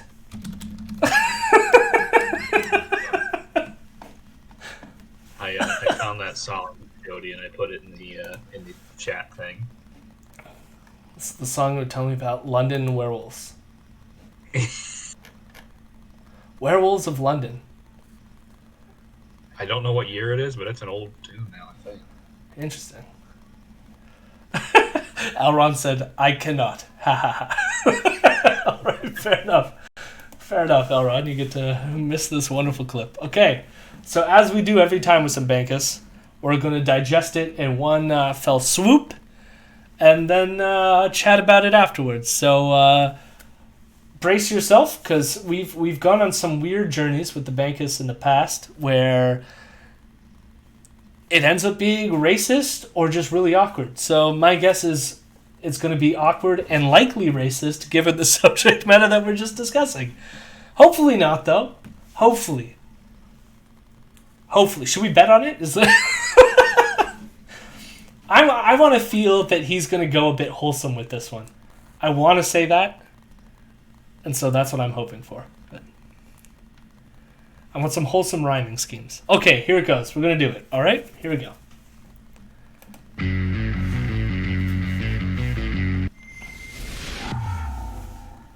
I don't even have cats in my hat anymore. It's just garbage. Look, I only said the N-word once and it rhymed. You don't think I'm racist, do you?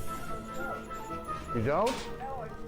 Would you spare any change? Because they took my family. Mr. Potato Head is trans and I'm not a fan, but I can't say that, or racist I am. This is where I live now. Look, this is where I live. I lost my house, I lost my kids. Jim Carrey won't talk to me. Mr. Potato Head didn't stand a chance. Without your help, he doesn't even have hands. Look what they're pushing these kids now. Caillou? Caillou's a hack. He's a bald hack. He's nothing. I have to wait in line to get my own books before they're burned.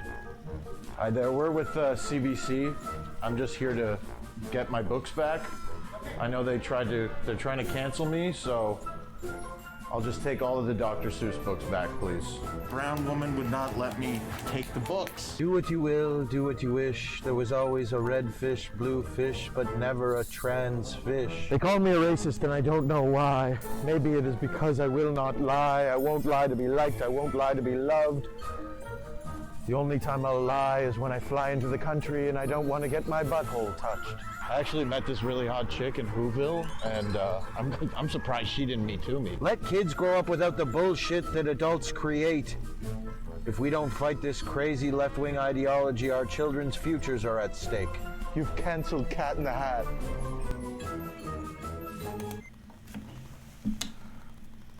There was a lot terrible in there. That was, I'm impressed he was able to fit like every, like. The Caillou joke was the least offensive out of this whole fucking thing. It was just not. Yeah, there was no. I'm just kind of sitting here asking myself, what? Just just a few times throughout this whole thing. I don't like. There was even like the things that weren't like directly racist, but like hinted at like, what was it? It was something like, what is it? Okay, they call me a racist, and I don't know why. Maybe it's because I will not lie. Yeah. Like that's almost implying that it's like, look, it's not my fault that you're taking me as like a racist here, like kind of thing. It's like it's like often what they say, it's like, I'm not being racist, it's just the truth that scientifically, genetically, these people are inferior or whatever, right? Like that's usually the racist talking point, so it's like weird to frame it the way that he friggin' framed it there. And like the fact of like him like exposing, because like when he walks in there with the staff in that hallway, he's not wearing a mask. So the fact that he would harass these like staff members at, I'm guessing, a library for the butt of this joke without a mask during a fucking global pandemic, like Jesus Christ. Yeah, this was. I would advise him to not put this one in the Bankas. This is not some of his stronger work. Take it out of the Bankas and burn it. Yeah. Can we check the comments? Did people like this one? Yeah. Well, oh my God, you know they're gonna. I'm worried about like the racism in the comments. I will say, this was the only moment that I actually enjoyed the bit. Whereas, You don't think I'm racist, do you? You don't? Would you spare any change because they took my family? Just like that woman could give two shits about what this guy is doing. I don't even like the joke of what he's saying. I love her just complete and utter like, I do not give a shit about you right now. Yeah. No time for this weirdo.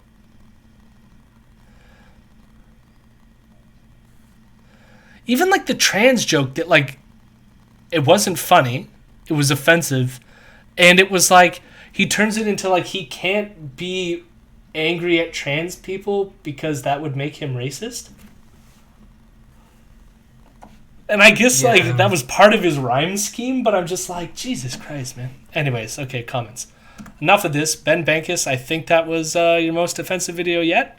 Although they've like all been pretty offensive, so I'm going to purchase as many canceled products as possible.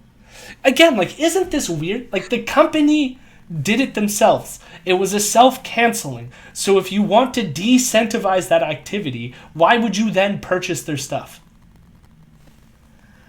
Yeah. They're like, oh, when we did that, we got a sudden bump in sales. Yeah. Maybe we should do it again.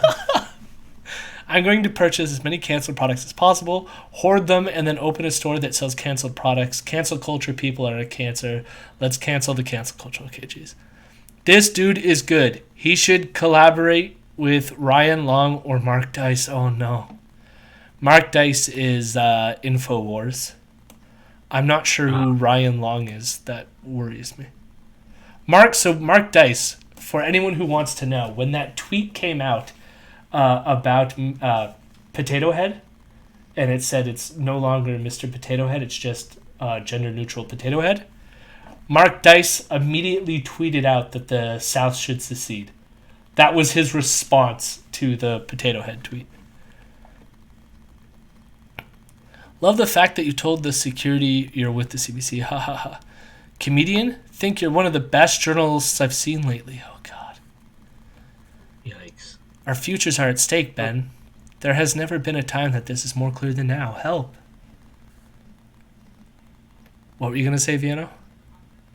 I just sighed. Yeah. What a great comedic meme this turned out to be. I'm sure a lot of people are gobbling this up and loving it. Jesus. Who the hell is this one that thinks the Cat in the Hat is going to be done? Look, books from 50 years ago are now to be blamed, but the one who complained are the ones to blame. Maybe if you...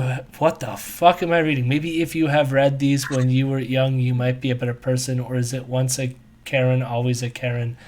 Nothing better to pick on. How about picking on that cling on your ass? I never seen so many people that can't leave things alone have to get their nose into everything. Okay. Did that person have a stroke mid-sentence? Like, are they okay? Thank you, Peter Rivnik. Now, granted, this only came online shortly before we went live today, and it only has 2,293 views, which is lower than some of the other videos we've watched by him. I guess Cat forgot to say if... Okay. Love it, keep it going. Well done and funny. What gets canceled next, for fuck's sakes? Laugh my ass, thanks. LOL. Yeah. Because Wexit only. Alright. This dude is just not funny. Yes! Crush 537! Yes! Alright, we got some replies. And here's the thing is, 3 likes, which is pretty high compared to the other likes that are being thrown out here. So then, okay. The other ones weren't funny, but I thought this one was. I do hate my beloved Rebel. Even have it on. Diminishes all their hard work to be relevant. If you don't like it, then don't watch it. Why do you have to be mean? Just an opinion. You don't have to agree with me. I agree with your right to have an opinion. I don't have to agree with you. All right. How civil. So, yeah, but I don't agree with people that have opinions. Yeah. Again, that reminds me of my favorite, my ultimate favorite George Carlin bit, where he's like, it's like, you, if you have your right to your opinion, well, I have a right to my opinion, and my opinion is you have no right to your opinion. Then shoot the fuck and walk away.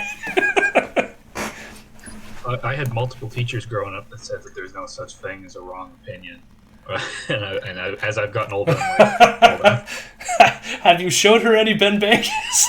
Yeah, exactly. I should go back and retroactively be like, here. It's like, oh yeah, teacher, take this to the Bankas.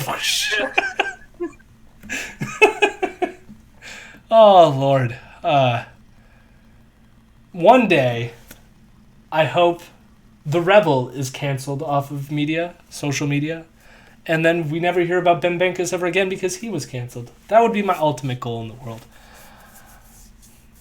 I mean, I wouldn't even care if I didn't have a show anymore. We would move on to better things. What can we talk about if The Rebel was gone? Let's have like a brainstorm session. We could talk about... We would come up with Dr. Seuss style rhymes about the void in our life left by Rebel. Or how to build a lovely communist utopia in rhyme scheme. Yeah. Yeah. We should do that. If once Rebel goes under, we should write our own Dr. Seuss styled communist utopia book. Now let's see if anyone will remember this. All right. I'm going to sign off. We went a little bit longer than we usually do. I'm getting kind of tired myself. This week has been a bit weird. Oh yeah, I'm not logged into my thing. Maybe I should do this. This week was a bit weird for my own. I got like oddly sick and then have felt exhausted since I got sick. It was more of a stomach problem than anything like COVID or something. But I'm feeling better, which is good. But I'm also still kind of tired and sleepy and stuff like this. But my goal is I'm behind on the podcast, sort of. We have it recorded already. We're going to be releasing that out tomorrow. I'm going to finish up on the editing portion of it, and then we should be caught up by next week. That should be the goal.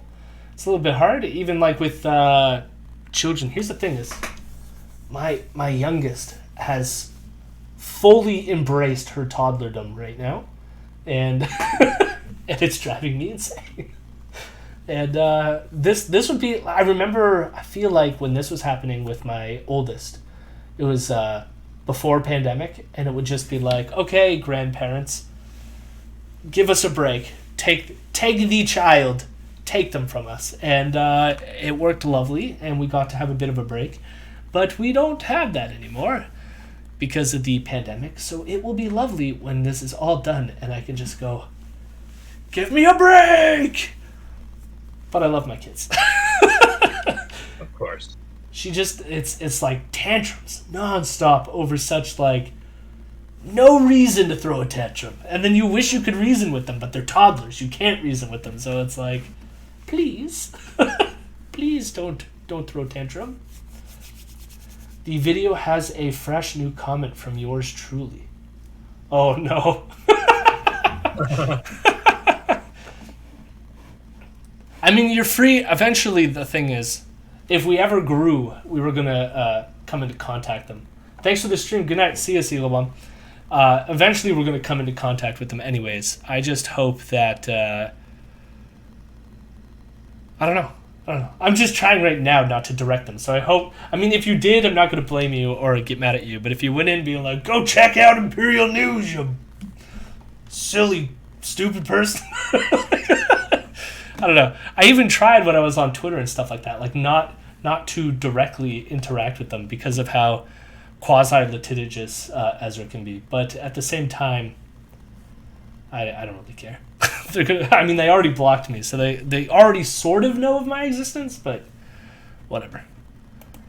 I get the feeling that if they ever were to try to do a lawsuit against me, it's going to backfire on them because then I already have some connections and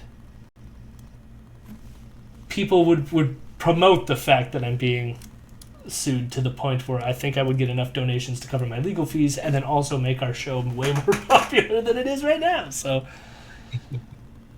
but that being said, I still don't want to go through it. So, we'll see. Thank you for tuning in. Thanks for the 2 subscriptions. It's very nice. And I think we're going to rate Famous Horse, since they were nice enough to throw us a subscription. Famous Horse. And yeah, if you want to donate to the Patreon, that'd be great. We're hopefully going to be improving equipment with any money that we come into. We are now officially entering profit status. And what I mean by that is, obviously, when we first started the podcast, I'm paying for a lot of the software that I use to edit the show and stuff like this, and the microphones and all this stuff. So we've officially paid for everything now, which means, except for the monthly fees for the editing software. So in that case, we still get a cut of that, but then on top of that, we make a little bit of profit, and we will be coalescing that into buying better equipment. So if you want to contribute to that going forward, I will be very grateful and appreciative of that. So please consider donating or getting a subscription to the Twitch, and I will love you forever. And with that, you both can say goodbye. Good night. Ken? Goodbye. And enjoy Famous Horse. Goodbye.